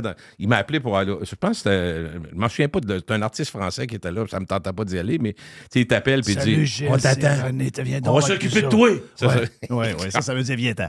Oh oui, Ouais. parce que, tu sais, pour avoir jasé avec Alain Crête, mais surtout Michel Bergeron, une couple de fois, entre autres, quand j'étais allé aux Olympiques, il me contait les voyages de golf qu'il faisait avec René. Il dit, Michel dit, moi, j'ai pas les moyens d'aller là.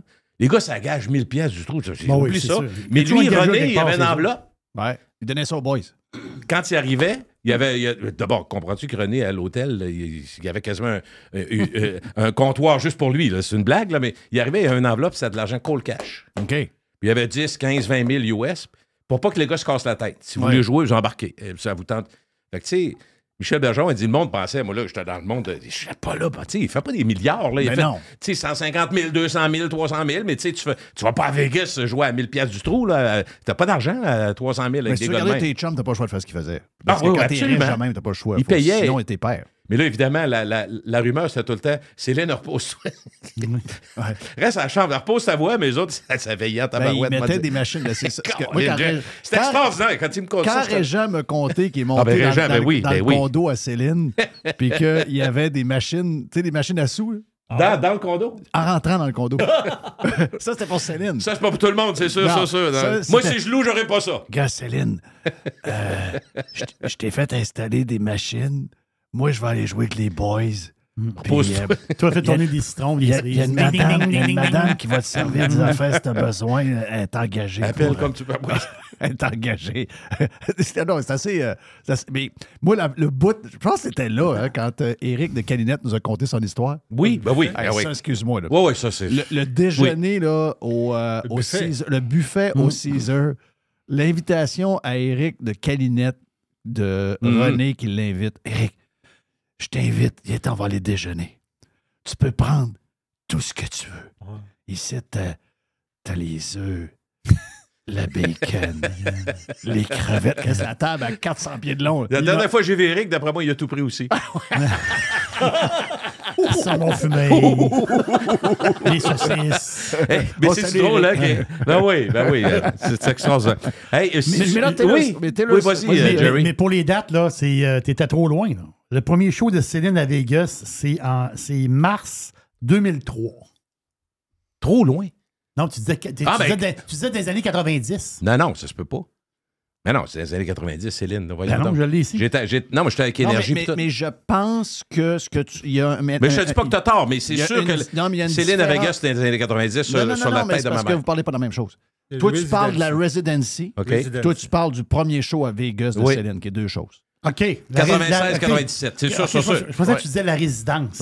Non, en fait, j'ai dit le premier show à Vegas. Son premier show à Vegas, c'est ça. C'est ça. Puis c'est un Céline événement. a fait des shows à Vegas. Avant qu'elle prouve qu'elle était capable d'avoir une residency, elle a fait des shows à Vegas. Et quand on parle de René qui emmenait l'âge, c'était pas en 97, c'est après. Quand ils ont construit pour elle le stade, puis quand ils ont l'extension, puis tout. Exact. Ça a été, mais si tu me permets, Jeff, si on a fait le tour de ça, je voulais revenir à Taylor Swift. Ben, les chiffres puis toute la patente là, complètement folle. Moi, je trouve ça plate que Montréal soit pas là. C'est un très bon point, c'est sur ma liste de parler de Montréal là-dedans. Parfait, parce que, tu sais, bon, en réalité, quand tu regardes le stade à Toronto, c'est un stade de combien pour le baseball, tu as vu là? À peu près 65 bon. 000, là, Jerry? Et c'est un stade surtout dont tu peux ouvrir ou fermer le toit aisément sans que ça pète. Puis attention, là, moi, Mais le c'est lien que je veux faire fondamental, avec là. Montréal, c'est que je trouve que ça en dit long sur ce qui est devenu Montréal. OK? C'est symbolique. Moi, que Taylor Swift soit là ou pas, ça me Mais on touche sait pas qu'elle en aurait personnellement. vendu un stade à Montréal. Là. C'est clair. Un ou deux facile. Facile. Mais, tu sais, Toronto, c'est pas pour rien que Toronto est en avant de Montréal. Toronto, ils ont refait le Rogers Center. Ben, je ne sais même pas si ça s'appelle encore de même, là, mais ils l'ont refait l'année passée. Il y a peut-être un an, ils ont mis quasiment 1 milliard dedans. C'est un stade qui est neuf. OK? Oui, Il y avait une décision à prendre. Soit qu'ils le démolissent et le rebâtissent un autre. C'était plus facile pour eux autres de le refaire au complet. Nous autres, le stade, on décide de mettre 1 milliard dedans alors qu'il sera encore un stade tout croche. Moi, je comprends pas cette affaire-là. On aurait Surtout pu que coller c'est ça à presque terre, juste le toit, là. puis en bâtir un Qu'ils refont, nouveau. Jeff. Ben oui, exact. Est-ce que les structures, est-ce que les services, les le toilettes... son ne sera pas meilleur dedans. C'est ça. Les bancs qui sont comme allongés trop longs, que la scène est à l'autre bout du monde. Tu as l'impression d'être quasiment rendu au centre-ville de Montréal quand tu es dans le fond en arrière. Ça ne sera jamais un stade moderne, mais ça dit beaucoup. Puis je sais que tu as raison, Jerry, je l'ai entendu aussi que la gang de producteurs ont essayé de trouver une solution pour Montréal. Ils ont tout fait. Ouais. Ils ont tout fait, ils n'ont pas été capables. Donc là, ça l'a créé, je dirais, l'embouteillage de Toronto. C'est ça que ça fait, finalement. Un événement qui 2 semaines là. Dans de 7, 8, 9 jours, elle fait 6 spectacles. Puis c'est plein au bouchon. Puis il faut juste voir qu'elle, pour avoir entendu ou lu, peu importe, dans les derniers jours, parce que ça m'intéressait, je savais que je venais ici, on va essayer de parler de quelque chose qui est moins front. Là. Elle trouve ça très, très difficile parce que dans son... Elle est très, comment dirais-je, elle répond beaucoup, pas à tout le monde, évidemment, au nombre de personnes qui écrivent, mais elle aime ça s'impliquer avec écouter ce que les fans disent, puis dans son fan club, tout ça, puis elle se fait ramasser à cause des prix, mais c'est des prix qui sont presque inévitables parce que dans toutes les grandes villes, ça fait ça. Toronto, c'est exceptionnel parce qu'il y a 6 spectacles, puis au Canada, c'est tout le Canada, puis pas juste le Canada. Tu peux venir des États-Unis pour y aller. Je comprends le principe, c'est un peu le principe. C'est une congestion. Ils utilisent à peu près le même système que les billets d'avion. Ça veut dire que si tu as 0 demande, tes billets coûteront rien. Ou à peu près. En live, on laisse acheter les billets. Ça te tente-tu qu'on essaye ça, Jeff? C'est vrai que c'est crazy. Parce que ça qu'on m'a expliqué, c'est qu'ils utilisent à peu près le même genre d'algorithme et de patente de serveur que les histoires d'avion. Tu sais, nous autres, on arrive, là, Jerry, là, c'est un avion. L'avion vient d'ouvrir un vol. Si, mettons, tu es tout seul à magasiner des billets, tu vas avoir un prix ridicule. Si on arrive et on est 1000 personnes en même temps qui cherchent le même vol, voilà, c'est le prix du... Puis nous autres, ça est déjà arrivé. À un moment donné, on était à Orlando. Ça va, Tiger? On était à Orlando dans une patente. Il y avait une grève de Spirit Airlines. Cancelle notre vol. Donc, on saute tout en même temps sur un autre vol. Nos téléphones sur un autre vol. On voyait en live les prix monter. C'est incroyable. Jeff. Bon. Ben, c'est la même chose maintenant. Veux-tu aller voir Taylor ce soir ou demain? Lequel que t'as? Ben là, je peux switcher. On y va ce soir, on se paye, on se gâte. OK. Ouais. Donc, le moins cher dans le pit. Ouais. Donc, en haut complètement, 2155. Du billet. Complètement crazy. Du billet, OK? Mais là, je ne ferai pas tout parce que vous comprenez que ça monte tout le temps. Ça, c'est le moins cher. En fait, ça monte, plus tu descends, plus ça monte. Oui, c'est ça. C'est la pyramide inversée. Alors, je vais aller directement sur le plancher. Ceux qui veulent l'avoir de proche, je fais cracher d'en face. Des fois, c'est le fun, ça a l'air. Alors, tout ça. Et on est à combien? On est à 11 000... Ah, j'en avais un ici à 7 900. J'avais un deal. 7 900 sur le plancher, puis l'autre est à 11 500. C'est plus cher. C'est des revendeurs. OK. Mais c'est quoi qui se passe? Est-ce que tu me permets de rappeler, si je l'ai déjà dit, ou de te dire ce que mon fils Elliot a fait? Ceux qui ne l'ont pas entendu, je vais le dire. Mon fils Elliot, il était plus brillant que moi, et en même temps, je ne sais pas si c'est un gambler plus que d'autres. Il y en a qui sont plus gamblers. L'année passée, quand c'était annoncé, c'est ça, en 2023, lui, il a appelé son chum, il dit, regarde, on se met... parce qu'ils sont déjà fans, puis mettons la carte Visa de son père. Ton gars, c'est un wise. Oui. Puis il aime Taylor Swift, mais en même temps, il y a un petit côté businessman qu'on a tous dans la famille. Oui. On est tous entrepreneurs d'une certaine façon. Fait que moi, j'ai été mon propre producteur, mon frère Dynamo Construction. Après ça calcule en haut. Oui, c'est ça. Okay. Alors lui, il dit, regarde, on les achète, puis on prend des bons billets. Pas les plus chers, pas les moins chers, parce qu'il est allé voir le show, lui, il y a 2-3 ans, je ne me souviens plus c'est quand. Il l'a vu, il sait c'est quoi. Fait qu'il dit, prenons des billets genre mid-range, quelque chose comme ça. Fait qu'il paye. Finalement, quand tu les achètes dans le système normal, Jeff, il se ramasse avec je te dirais 650-700. Peut-être entre 5 et 700 US du billet. Tu comprends? C'est quand même raisonnable. Mais pour des bons billets pour Taylor Swift, on le voit aujourd'hui. C'est l'année passée. Ce que je viens de dire. Oui, l'année passée. Je viens de te dire là, que c'est 2-3 000 du billet. Bon, alors, il est, mettons, legit dans le milieu qui coûtera aujourd'hui au moins 4-5 000 aujourd'hui. Là. Ouais. Bon. Lui, il en a acheté, ils ont réussi à en avoir 4. Le problème, c'est de réussir à rentrer dans l'antichambre de la patente, puis là, t'avances, puis là, finalement, ils en ont eu. Fait qu'il en a acheté 4. Ça a coûté, mettons, 2-3 000 US pour avoir les 4. Lui, il en avait un là-dedans. Fait que là, à un moment donné, les enchères ont commencé à monter. Là, c'est le timing, quand est-ce qu'on vend? Puis à un moment donné, là, j'ai dit, comment ça marche? Moi, ma crainte à moi, comme acheteur, ce serait, tu me fais froid avec un billet qui n'est pas bon. Et comme vendeur, Chris, vas-tu me payer? C'est ça, là. Mais Ticketmaster ou StubHub, StubHub est très, très fort. StubHub, c'est tout à même le même principe. Tous les noms que tu vois, on pense que c'est tout différent. Mais le principe, maintenant, parce qu'il y a eu beaucoup de fraude dans le temps, le principe est assez simple. Oui, assez simple. C'est un système... totalement intelligent et totalement moderne et sécurisé. Le principe, tu as un billet, tu l'as acheté, tu l'envoies à Stubhub, tu dis voici le billet, ça, parfait. Eux autres, ils gardent le billet en délibéré ou peu importe dans un. Est-ce que physiquement c'est dans. Je pense pas, ça doit être plutôt informatique. Là. Et la personne qui veut l'acheter, qui bête dessus, elle envoie l'argent aussi. Les deux. Donc, il n'y a personne qui a rien. Moi, j'ai pas l'argent, lui, il n'a pas le billet. Quand est-ce que tu es payé? Lui, il a acheté ça l'année passée. Il va être payé quand le show va avoir eu lieu, parce que le gars va pouvoir dire oui, mes estis de billets étaient bons. Okay, et puis aller, merci. OK. C'est brillant, c'est bien fait, c'est une façon parfaite. Puis toi, c'est sûr que ça te prend l'argent quand tu achètes parce que tu vas attendre 1 an et demi pour être payé. Puis l'autre va avoir ses billets, bon, parfait. Alors, combien ont vendu? Puis en passant, l'équipe, la gang qui font ça, mettent ça dans quelque part. Un petit... PD commis, non? Non, mais c'est investi, cet argent-là. Entre-temps? Ben oui, c'est sûr. 1 an et demi, puis ça n'a pas été bon, la bourse, depuis 1 an et demi. Adore pas là. Eh, Seigneur. Bon, OK, alors, mais pour te dire comment c'est de la démesure, parce que là, on voit les prix des billets aujourd'hui. Je suis pas sûr que c'est les meilleurs billets, même à 7-8 000. Là. Ils disent c'est dans le bas, puis t'as peut-être devant toi. Quand rendu là, t'es content d'être là, mais tu sais, les billets d'aujourd'hui qu'on achèterait, Jeff, je suis pas sûr que c'est les meilleurs, là, même si tu payes cher. Alors, combien est vendu? Combien il a vendu? Donc, ça veut dire qu'il a vendu à peu près, il a payé à peu près 500$ chaque, 700$? Entre 5 et 700 US. Okay, il y a 1 an et demi. Il a vendu, mettons, le double. Il a vendu, mettons, 15... Non, moi, je pense qu'il a vendu 3 000, 3 500. Il va recevoir, quand le show va être fini, une semaine plus tard, 8 000 US. C'est beau. Je le croyais pas. Un billet? Un billet. Bravo. Il y a quelqu'un qui a payé ça? Mais il y a quelqu'un qui il voulait. C'est des gens qui ont de l'argent à pisser, mais parce qu'il voulait 4. Fait qu'il a payé 4, puis il a payé 35 000. Il dit, regarde, moi, je ramasse les billets, puis il était. Parce que sa gang, sa blonde, ma tante, on ne sait pas c'est qui. Mais là, ton gars, il en a-tu pour lui ou c'est juste pour. Ah non, mais lui, il a des frais. À 8 000, c'est l'argent qui reste. Non, mais est-ce qu'il va voir le show, lui? Est-ce qu'il n'a acheté celui-là, pour non. lui? Non. OK. Non, écoute, moi, en bon père de famille, peut-être, je l'ai gossé pas mal. J'ai dit, là, Elliot, attends un peu. Là, je peux-tu te parler 2 secondes comme père? Tu vas peut-être faire comme j'ai fait avec mon père. Tu vas m'entendre, mais tu m'écouteras pas. Mais Christy, peux-tu m'entendre? Parfait. J'ai dit, t'as vu le show?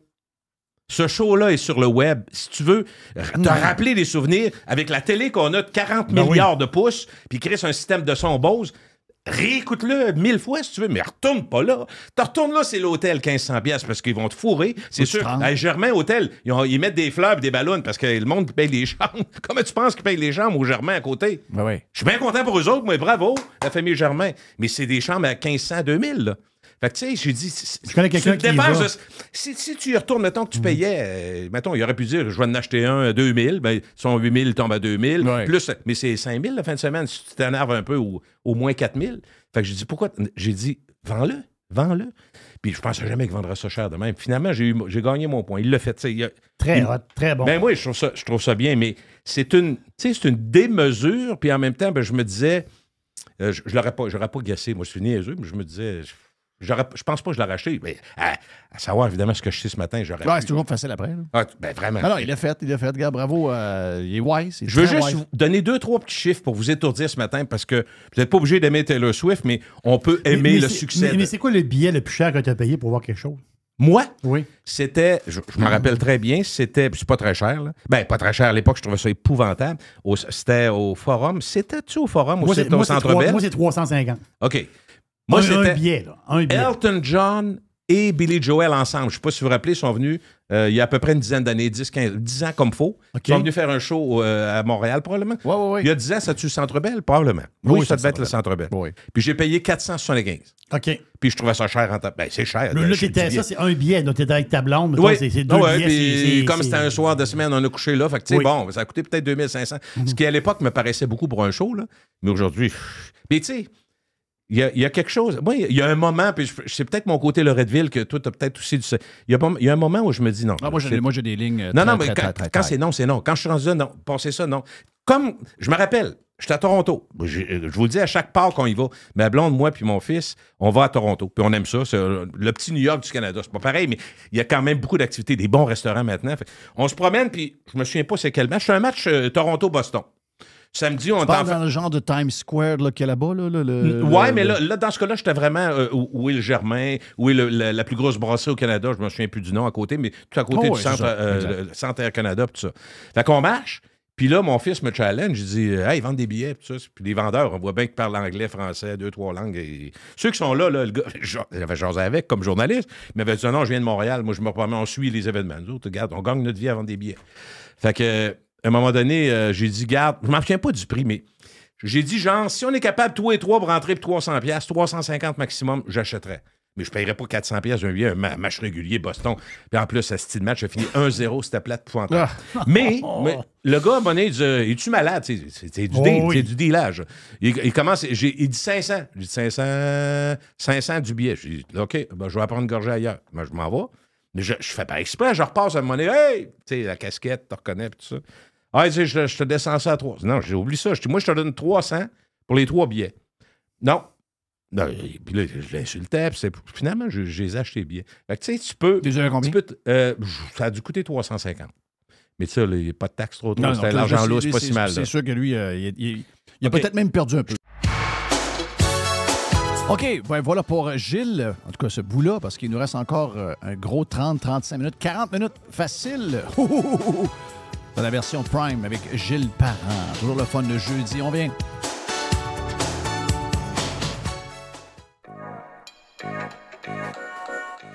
Le 2 pour 1 avec Jeff et Gilles Parent vous a été présenté par National Granite, fabricant de comptoirs de quartz et de granit. Jusqu'au 31 décembre, National Granite vous offre 3 différents choix de quartz au prix réservé aux entrepreneurs. Demandez votre soumission gratuite sur nationalgranite.com. Juste du bon stock. Every hour. Du bon stock. RadioPirate.com. Get pirate or get out. JeffFillion.com. Hey, l'aubergiste, c'est le week-end!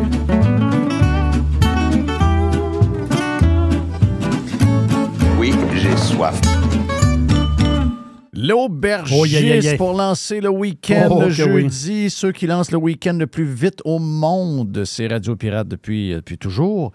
On y va avec quoi, mon ami, l'aubergiste? On est obligé de retourner en Espagne. Ah oui, mais ça faisait longtemps, là. Oui, ça faisait longtemps, mais il y a une raison. C'est que il y a plusieurs années, j'avais parlé d'un vin. Est-ce que nos amis espagnols vont mieux, là? Ça se passe mieux un peu? Hier, il y a eu énormément de pluie à Malaga. Je chante stretch. Oui. Mais Malaga n'avait pas été touché par la... C'est plus d'autres régions de Valence, entre autres. Valence. Et les villages en haut de Valence. Là. Mais hier, à Malaga, ils ont énormément de pluie. Là. C'est complètement sauté. Là. Mais tu sais, l'espèce de... la danne, ça reste là, ça tourne. Il y a eu même à Marbella une genre de tornade qui est arrivée de la mer. Tu vois comme un genre de tuyau arriver de l'eau vers la terre. Exact. Capoté quand tu vois donc, ça. On salue ta sœur qui nous écoute toujours, donc on la salue. Puis, vers quoi tu nous amènes? Tu nous amènes-tu vers un rouge, c'est quoi? Ben oui, c'est rouge. Mais plusieurs rouges. Ben, je vais vous l'expliquer. Là. C'est qu'il y a un vin que les Québécois sont tombés en amour. Et c'est un des meilleurs vins d'Espagne, mais qu'on l'a pas tout le temps au Québec. Et là, le problème, c'est que c'est pas un produit continu. Des fois, on reçoit une batch, et quand la batch arrive, ça se vend tout de suite, ça disparaît, puis des fois, il faut attendre 1 an avant d'en avoir d'autres. Tout le monde connaît, à quelque part, le Alto Moncayo. Alto Moncayo. Quand il y en a à SEQ, là, c'est 2-3 semaines, puis ça disparaît. Mais là, il vient d'arriver. Le stock est arrivé il y a quoi? 1 semaine et demie? Je vous le garantis. À Noël, il n'y en a plus. Là. Oubliez ça. Si vous voulez avoir du Alto Moncayo, ceux qui ont goûté, c'est sublime. Là. C'est inimaginable. Là, il faut partir notre voyage. On va partir le voyage. Vous êtes en train, vous êtes à Madrid, vous en allez vers Barcelone. Vous prenez le train pour s'en aller à Barcelone. Mais entre les deux, c'est la ville de Saragossa. Saragosse en français, mais il faut le dire en espagnol, c'est Saragossa. Une ville merveilleuse. Donc, c'est pour ça que les gens qui voyagent en Espagne puis s'en vont de Madrid, je vais le faire l'été prochain. Madrid vers Barcelone. tu peux faire un petit stop à Saragossa. C'est de toute beauté, avec le fleuve, l'Èbre, qui sépare la ville. Une ville incroyable. C'est la capitale du royaume d'Aragon, un des grands royaumes du Moyen Âge. C'est le royaume d'Aragon, avec ses rois, avec ses princes, avec ses reines. C'est le royaume d'Aragon qui a repoussé les morts il y a 500 ans. Là. Le royaume d'Aragon, ça représente beaucoup pour les Espagnols. Mais ce royaume-là, il existe toujours. L'Aragon existe. Quand tu vas en Espagne, on entend parler de l'Aragon. Ici, c'est l'Aragon. Oh, ouais. C'est quoi ça? Mais c'est l'ancien royaume. Mais ce royaume-là, dans le vin, c'est un royaume aussi. Et il y a t'as les appellations de l'Aragon, mais une des appellations qui est fantastique, c'est Campo di Borgia. Ça, c'est la petite partie qui a les deux fesses collées sur la Rioja. Donc, la Rioja, qui est une place fantastique. Donc, cette petite partie-là est collée sur la Rioja et collée sur la chaîne de montagnes du système ibérique. C'est là qu'il y a des grosses montagnes. En Espagne, il y a des places qui ont des montagnes pas pires. Dans le nord, mais là, il y a une chaîne de montagnes avec certains pics, avec de la neige éternelle. La montagne, le Moncayo, justement, Moncayo, la montagne, est visible de très, très loin. Là. Neige éternelle. De toute beauté, ce coin-là. Là. C'est incroyable. On n'est pas loin. On n'est pas loin du fleuve, puis on n'est pas loin des meilleurs vins de l'Aragon. Campo di Borgia. C'est tout à fait extraordinaire. La terre, l'affaire, c'est que cette terre-là qui est particulière, la terre rouge, rocailleuse, c'est capoté. L'hiver, il y a de la neige pendant un mois de temps, là, au sol qui reste. Et l'été, un soleil de plomb. Puis le raisin mûrit. C'est le paradis du grenache. Et là, il y a une maison, justement, cette maison-là qui fabrique le fameux Alto Moncayo. Eux autres, ils ont un grand vin. Le top, le numéro 1. L'Aquilone. L'Aquilone, c'est quoi?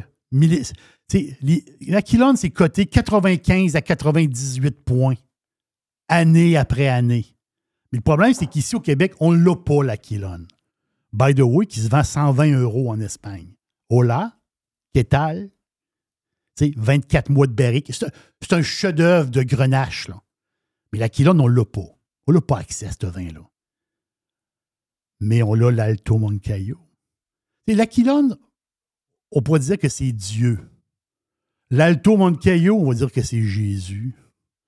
L'Alto Moncayo, il est mythique dans l'histoire de l'Espagne. Je vais vous le dire pourquoi. Parce que le millésime 2007, en 2007, c'est un vin qui a été, je vais dire, inventé, qui est sur le marché depuis 2001 ou 2002. Mais en 2007, il s'est passé quelque chose. Alto Moncayo, le millésime 2007, a ramassé 100 points Parker. 100 points Parker. Tu ne peux pas être plus que... Tu peux pas être 101. C'est 100. 100, ça veut dire quoi? 20 parfait. Des 100 chez Parker, il n'y en a pas eu beaucoup dans l'histoire. L'Alto Moncayo l'a déjà été. Puis si je vous dis que le 2009, ça c'est le 2007, 2008, oh boum, 2009, encore 100 points Parker. Qu'est-ce que vous pensez que le monde veut avoir dans leur cave à vin? À travers El Mundo, le monde veut avoir du Alto Moncayo. Ça n'en prend. Mais en ce moment, au Québec, on a une petite batch. Pas pour longtemps. Il va disparaître. C'est 58$ la bouteille. C'est 35 €, by the way, en Espagne. Puis si je vous dis c'est 58$ pas cher, c'est 58$ pas cher. Là. Puis le vin, il peut faire de dos le restant de votre vie, si vous voulez. Puis vous pouvez le boire là, si vous voulez.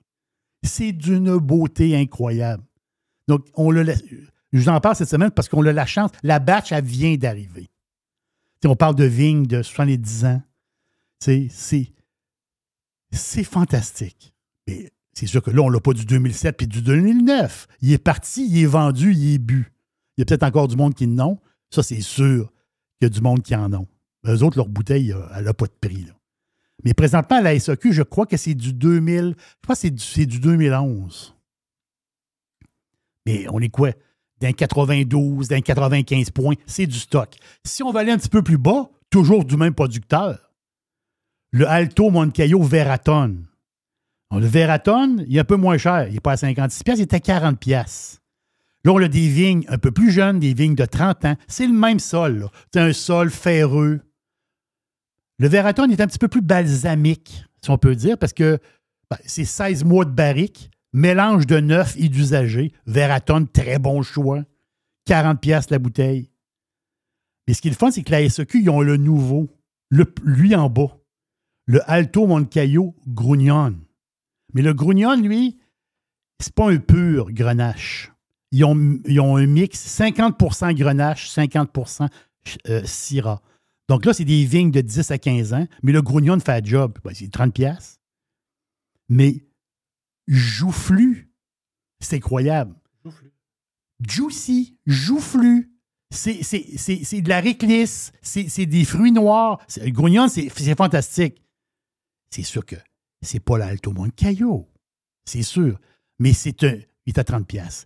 Mais il fait vraiment la job, vraiment. Si vous aimez, justement, des vins très, comment dire, fruités, si on peut dire, je dis fruité, pas dans le sens de sucré. Fruité, c'est que c'est une bombe de fruits. Mais le Grugnon fait la job. Donc, je termine en disant, on a la chance. Puis le mot chance, c'est vrai, là. Puis je vais vous le dire, ils ne sont pas obligés d'en envoyer du stock au Canada, là. Le stock, ils pouvaient l'envoyer partout dans le monde. Ils pourraient se crisser de nous autres. Puis le stock, il va être vendu ailleurs pareil. Alto Moncayo, c'est à travers la planète, tout le monde en veut. On a la chance. Puis je vous le dis, ils pourraient mettre la bouteille à 80$, puis il partirait pareil, là. On a la chance de l'avoir. Il vient d'arriver. Donc, on n'a pas l'Aquilon, on ne l'a pas. On a l'Alto Moncayo. On a le Moncayo Veraton. Et là, on a le Moncayo Grugnon. Regarde. Vive à Espagne, hein? Tu t'achètes une bouteille. Une pour en fin de semaine, parce que Jeff, il dit, c'est la fin de semaine. Et l'autre bouteille, si vous avez une petite place frais un peu, dodo. À noirceur, c'est dodo, puis on s'en reparle plus tard.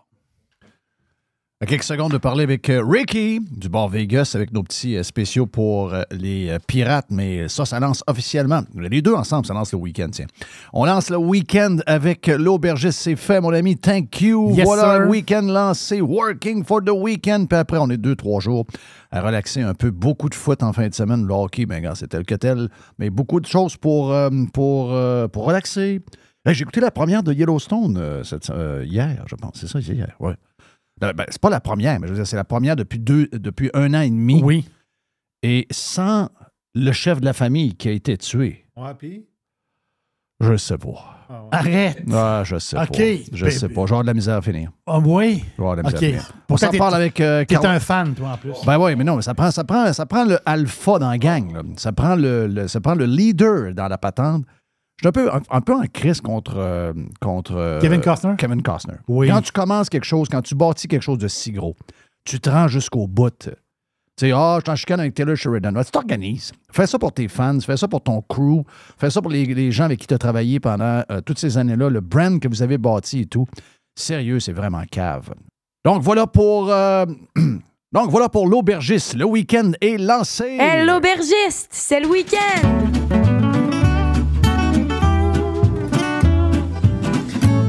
Oui, j'ai soif. Fresh. New. The Revolution.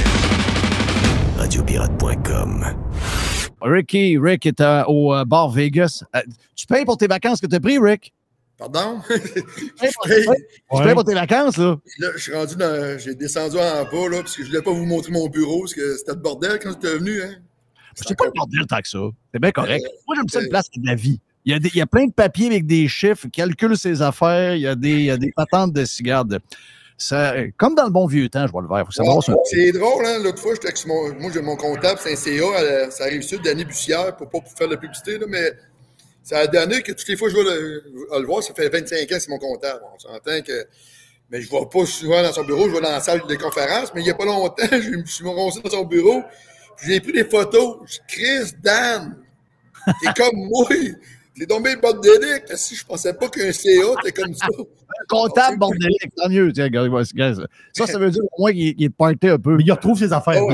Il retrouve ses affaires. Là, t'as fait un petit... pour les Canadiens ici. Hey, t'as fait un petit voyage en République dominicaine dans un... C'était-tu un Airbnb que t'avais ou c'était un chum qui avait ça, ton affaire? Non, mais depuis une couple d'années, depuis dans le fond de la pandémie, c'est un condo que je loue. OK. Éventuellement, j'avais le goût d'acheter.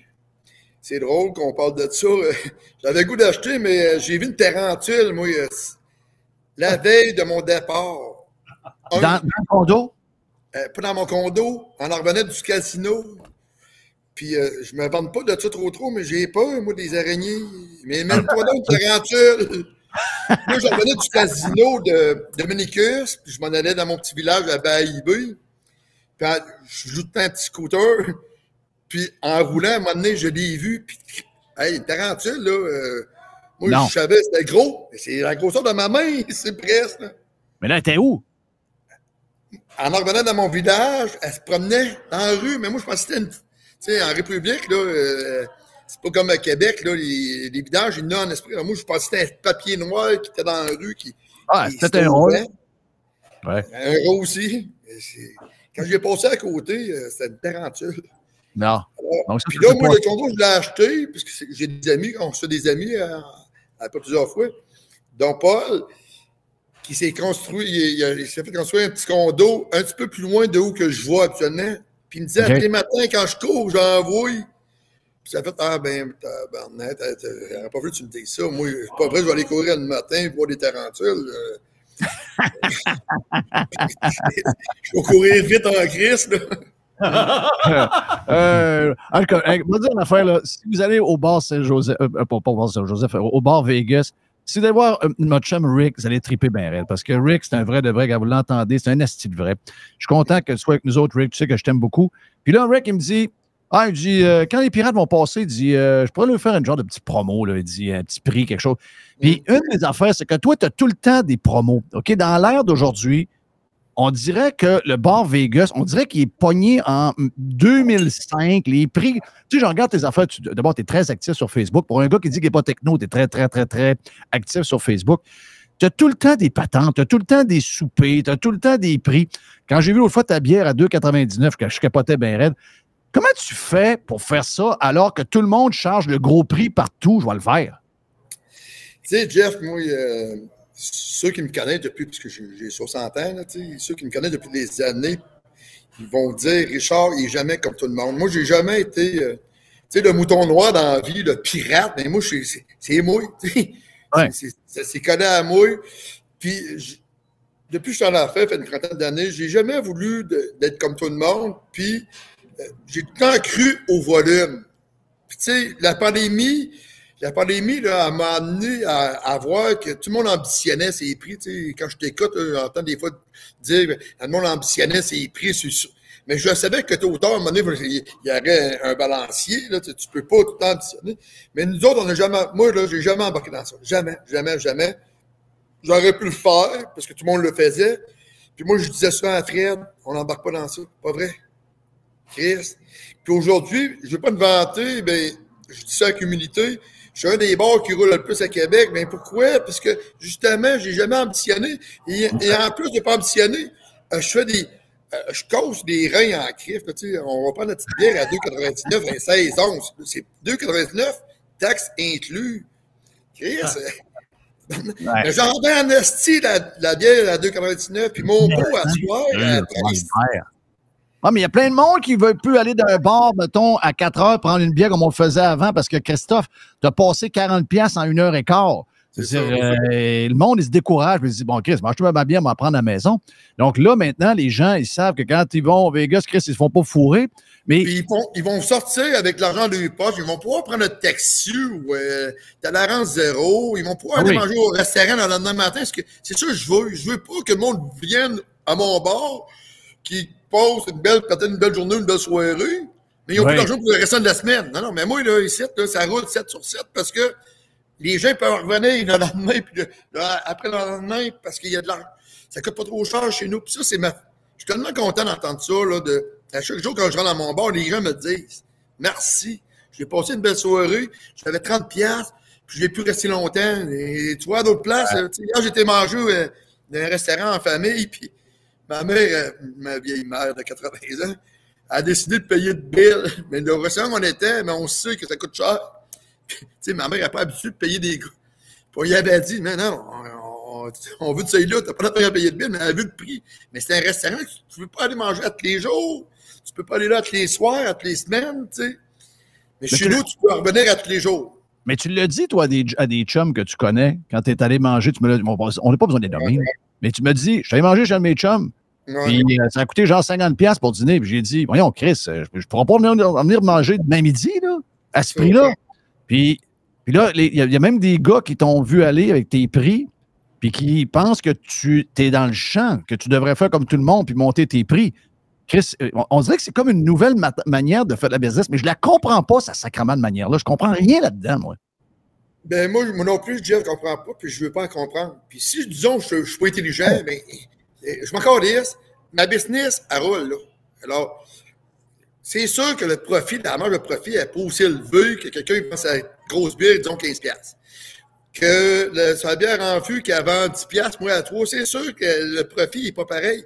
Mais lui, il en vend une. Mais moi, je vais en vendre 100. Alors, à la fin de la soirée, mes barmen ont fait de l'argent.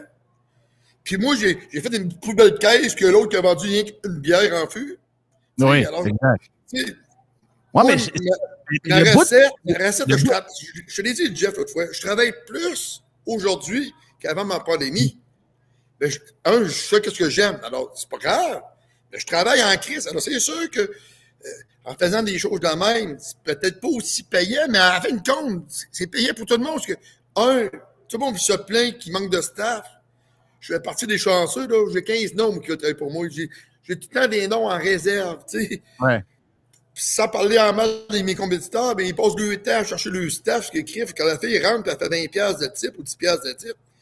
Pas intéressant. Moi, c'est rare que mes bombes me font en bas de 250. Puis, paye pas de la journée, là, tu sais. Appelle lundi, demande à ma barmaid comment t'as fait hier soir.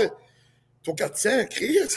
Très bon. Ouais, c'est clair. Hein? Tu sais, dimanche, ma barmaid a fait pas moins de 450. Mais tu penses-tu qu'il y en a qui vont comprendre ça puis qui vont revenir parce que il y a plein de monde là, qui ne sortent plus, ils vont plus dans les restos prendre une bière, c'est moi, j'ai remarqué là, quand je jasais avec mes chums de pool, par exemple, eux autres, quand il y a un événement, là, une affaire de boxe, un événement spécial, ils vont aller dans un bar, justement, veut dire mais c'est dans les autres temps qu'ils ne vont plus. Puis pourtant, c'est des gars qui prennent de la bière.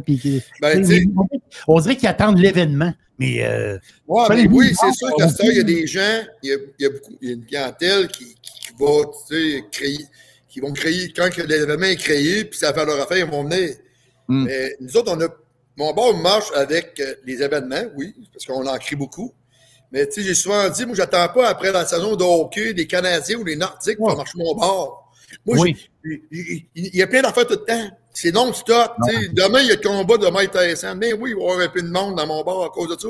Mais c'est pas parce qu'il y a le combat de Mike Tyson qu'il va y avoir dans mon bar, du monde dans mon bar. Parce que j'ai un événement tout le temps. J'ai tout le temps des événements. Alors, ça dépend si tu attends après les Canadiens qui se rendent en série pour avoir du monde là, au mois d'avril. Et Simonac. Moi, je n'ai jamais attendu après ça. Non, même je disais souvent en face que je suis un anti-Canadien, puis je suis fier de l'être. Je suis fier d'être pirate, puis je suis fier d'être anti-Canadien. Puis dans mon bar, quand tu te promènes, tu ne verras rien des Canadiens. Tu sais, Guy Lafleur, là, c'est un joueur que j'ai aimé beaucoup. J'ai un petit coin avec Guy Lafleur, mais il joue pour les Canadiens, mais je n'ai pas de photo avec son jeu des Canadiens. Moi, j'en ai eu de lui, des remparts, puis des Nordiques. Mais jamais des Canadiens. Puis quand les Canadiens font les séries, le monde dit, tu vas être content. Mais non, j'aimerais mieux qu'ils perdent. J'aimerais mieux faire faillite. Je ne veux pas que les Canadiens gagnent. Moi, je ne veux pas qu'ils aillent en série, tu sais. Je n'attends pas pour les événements. Alors, Ricky, c'est un. Mais là, dis-moi, mettons que les pirates arrivent à soir, veulent prendre une bière. C'est quoi qu'il fait pour avoir le spécial pirate? Ben, comme tu disais l'autre fois, là, c'est notre 3e semaine qui s'est commencé. Les 2 premières semaines, on se pratique. Oui, j'ai pas parlé de lui. Comme j'ai dit, il faut en parler plus. Puis, je trouve que Mr. White devrait faire la pub. Ben, j'ai dit, il y en a un, je vais lui dire que tantôt, tu as dit qu'il était beau. Moi, je le voyais pas, là, mais. J'ai dit qu'il était beau. Ouais. Tu sais, puis hier, j'ai dit, je suis content, c'est toi le porte-parole du Vegas, c'est toi qui vas faire la nouvelle annonce. Good job, buddy. Moi, je suis content aussi. Là. Bon, ben voilà. J'ai dit, des fois, il sent qu'il est comme. Mais là, tu ne me l'as pas dit, moi, je suis beau. Puis, Jerry est beau. Mais, non, mais moi, je suis content. Je suis content. C'est Mr. World fait ma nouvelle annonce. Puis, aujourd'hui, je la commence fort. Habituellement, les jeudis dans le T7, il fait fret, on ne fait plus des hot dogs. Alors, oui, à soir, je vais être sur place. Je vais faire des hot dogs gratis de 5h à 7h. J'invite tous ceux qui ont une casquette de Radio Pirate, si tu l'as, mets-les, rentre dans mon bar avec ta casquette, on va te donner un shooter. Bien entendu, il va y avoir les promotions dont on parlait tantôt, le verre de trèfle à 2,99, puis le verre de trèfle, c'est dans le jour, de 4h à 6h. Alors, de 4 à 6, tu viens à mon bar, prends 2 draps, ça va coûter 6$, mange le hot dog, ça va coûter un 10$. C'est pas trop cher. À soir, si tu vas revenir, bien, à soir, j'ai le gros pot à 13$ aussi. C'est sûr qu'à 7 heures, j'arrête de faire des hot dogs. Mais tous ceux qui vont avoir une casquette vont avoir un shooter aussi gratis. Alors, OK. Wow. Ta casquette, des pirates, tu mets ça à la tête. Puis moi, pendant la pandémie, j'ai vendu presque 1000 casquettes du Vegas. J'ai appelé ça des casquettes Vegas Guerrier. Alors, j'invite aussi ma gang, avec la gang pirate. Portez votre casquette, vous allez avoir un shooter gratis. Alors, à soir, on a vendu à peu près 150 casquettes au Vegas, justement. Au bar Vegas, on les a vendues là. Donc, c'est Ricky. Merci en passant, bien apprécié. Puis, j'avais dit aux gens, j'ai dit, si vous ne connaissez pas le bar Vegas, vous allez le connaître en y allant pour la casquette. Puis, c'est drôle, quand je parlais à un chum, il me disait, quand est-ce que tu vas aller au Vegas jeudi soir? Je dis, il faut que j'y aille avant de partir parce que moi, je pars dans 2 semaines. J'ai dit, je vais y aller peut-être pas à soir, mais je vais y aller peut-être probablement la semaine prochaine. Puis, j'ai dit, c'est le bar le plus clean. Qu'est-ce que c'est clean? C'est clean, ce bar-là, c'est extraordinaire. Je sais pas, je sais que tu es un gars clean, je sais que Fred est pareil, puis tout le staff est drillé de la même manière.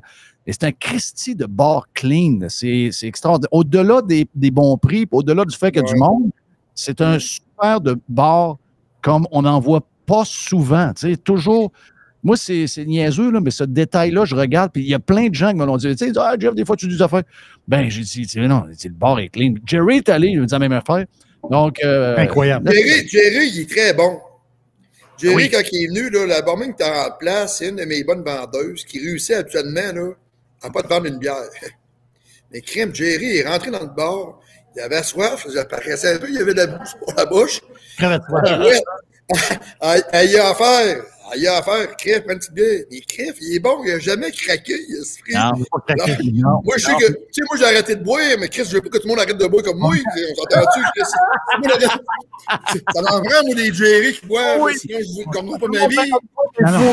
Richard, toi, si tout le monde fait comme ça. Mais Jerry, il n'a même pas. Quand tu vas voir une fin de semaine, il va casser. Mais Chris, il n'a jamais cassé, puis il reste pareil 1 heure dans le bar. Sans prendre une bière, puis Criff. Attends un peu, là. Parce que moi, je suis discipliné la semaine. La fin de semaine, je suis très indiscipliné. Ouais, c'est ça. Il y a deux Jerry. Tu m'as vraiment épaté, Jerry, parce que même je l'ai dit, hein, Criff, Jerry, parce qu'elle, actuellement, là, c'est rare que le client part sans avoir pris de bière. J'ai jamais vu ça. Je l'ai vu, en tout cas, avec toi. C'est bon. T'es une machine, Jerry, t'es vraiment discipliné. Donc, les pirates qui ont passé, vous savez comment faire maintenant. Mais Rick, là, vu que tu es devenu une machine t'es une machine maintenant de promotion? De technologie. Parce que là, on a réussi à l'embarquer. On va te parler plus souvent. Donc, on va prendre des fois un petit 5 minutes, tout ça, jaser un peu pour parler aux pirates. Hey, thank you, man. Merci à vous. Reste branché avec nous autres encore 1 minute qu'on a sûr de savoir ton affaire. Je suis fier d'être un pirate. Moi, je ne me cache pas. Puis je dis souvent au monde, soyez donc fiers de ce que vous êtes. Même si vous perdez des proches, des amis, de la famille. Moi, il y en a qui m'aiment, il y en a qui ne m'aiment pas. Mais ceux qui ne m'aiment pas, je chasse. Peut-être, oui. Mais sois fier de toi. Puis, on dit des fois, arrête de t'afficher sur le côté politique. Non. Moi, je suis de même. Puis moi, dans mon bar, c'est pour ça qu'on est bien, parce qu'on est toute une gang de pirates. Puis ceux qui ne nous aiment pas les pirates, ou ceux qui n'aiment pas ma mentalité, mais ils ne viennent pas. Alors, c'est pour ça qu'on est bien chez nous, qu'on est toute une gang de pareils. Puis ça, c'est exact. Ça fait du bien en crime de se retrouver.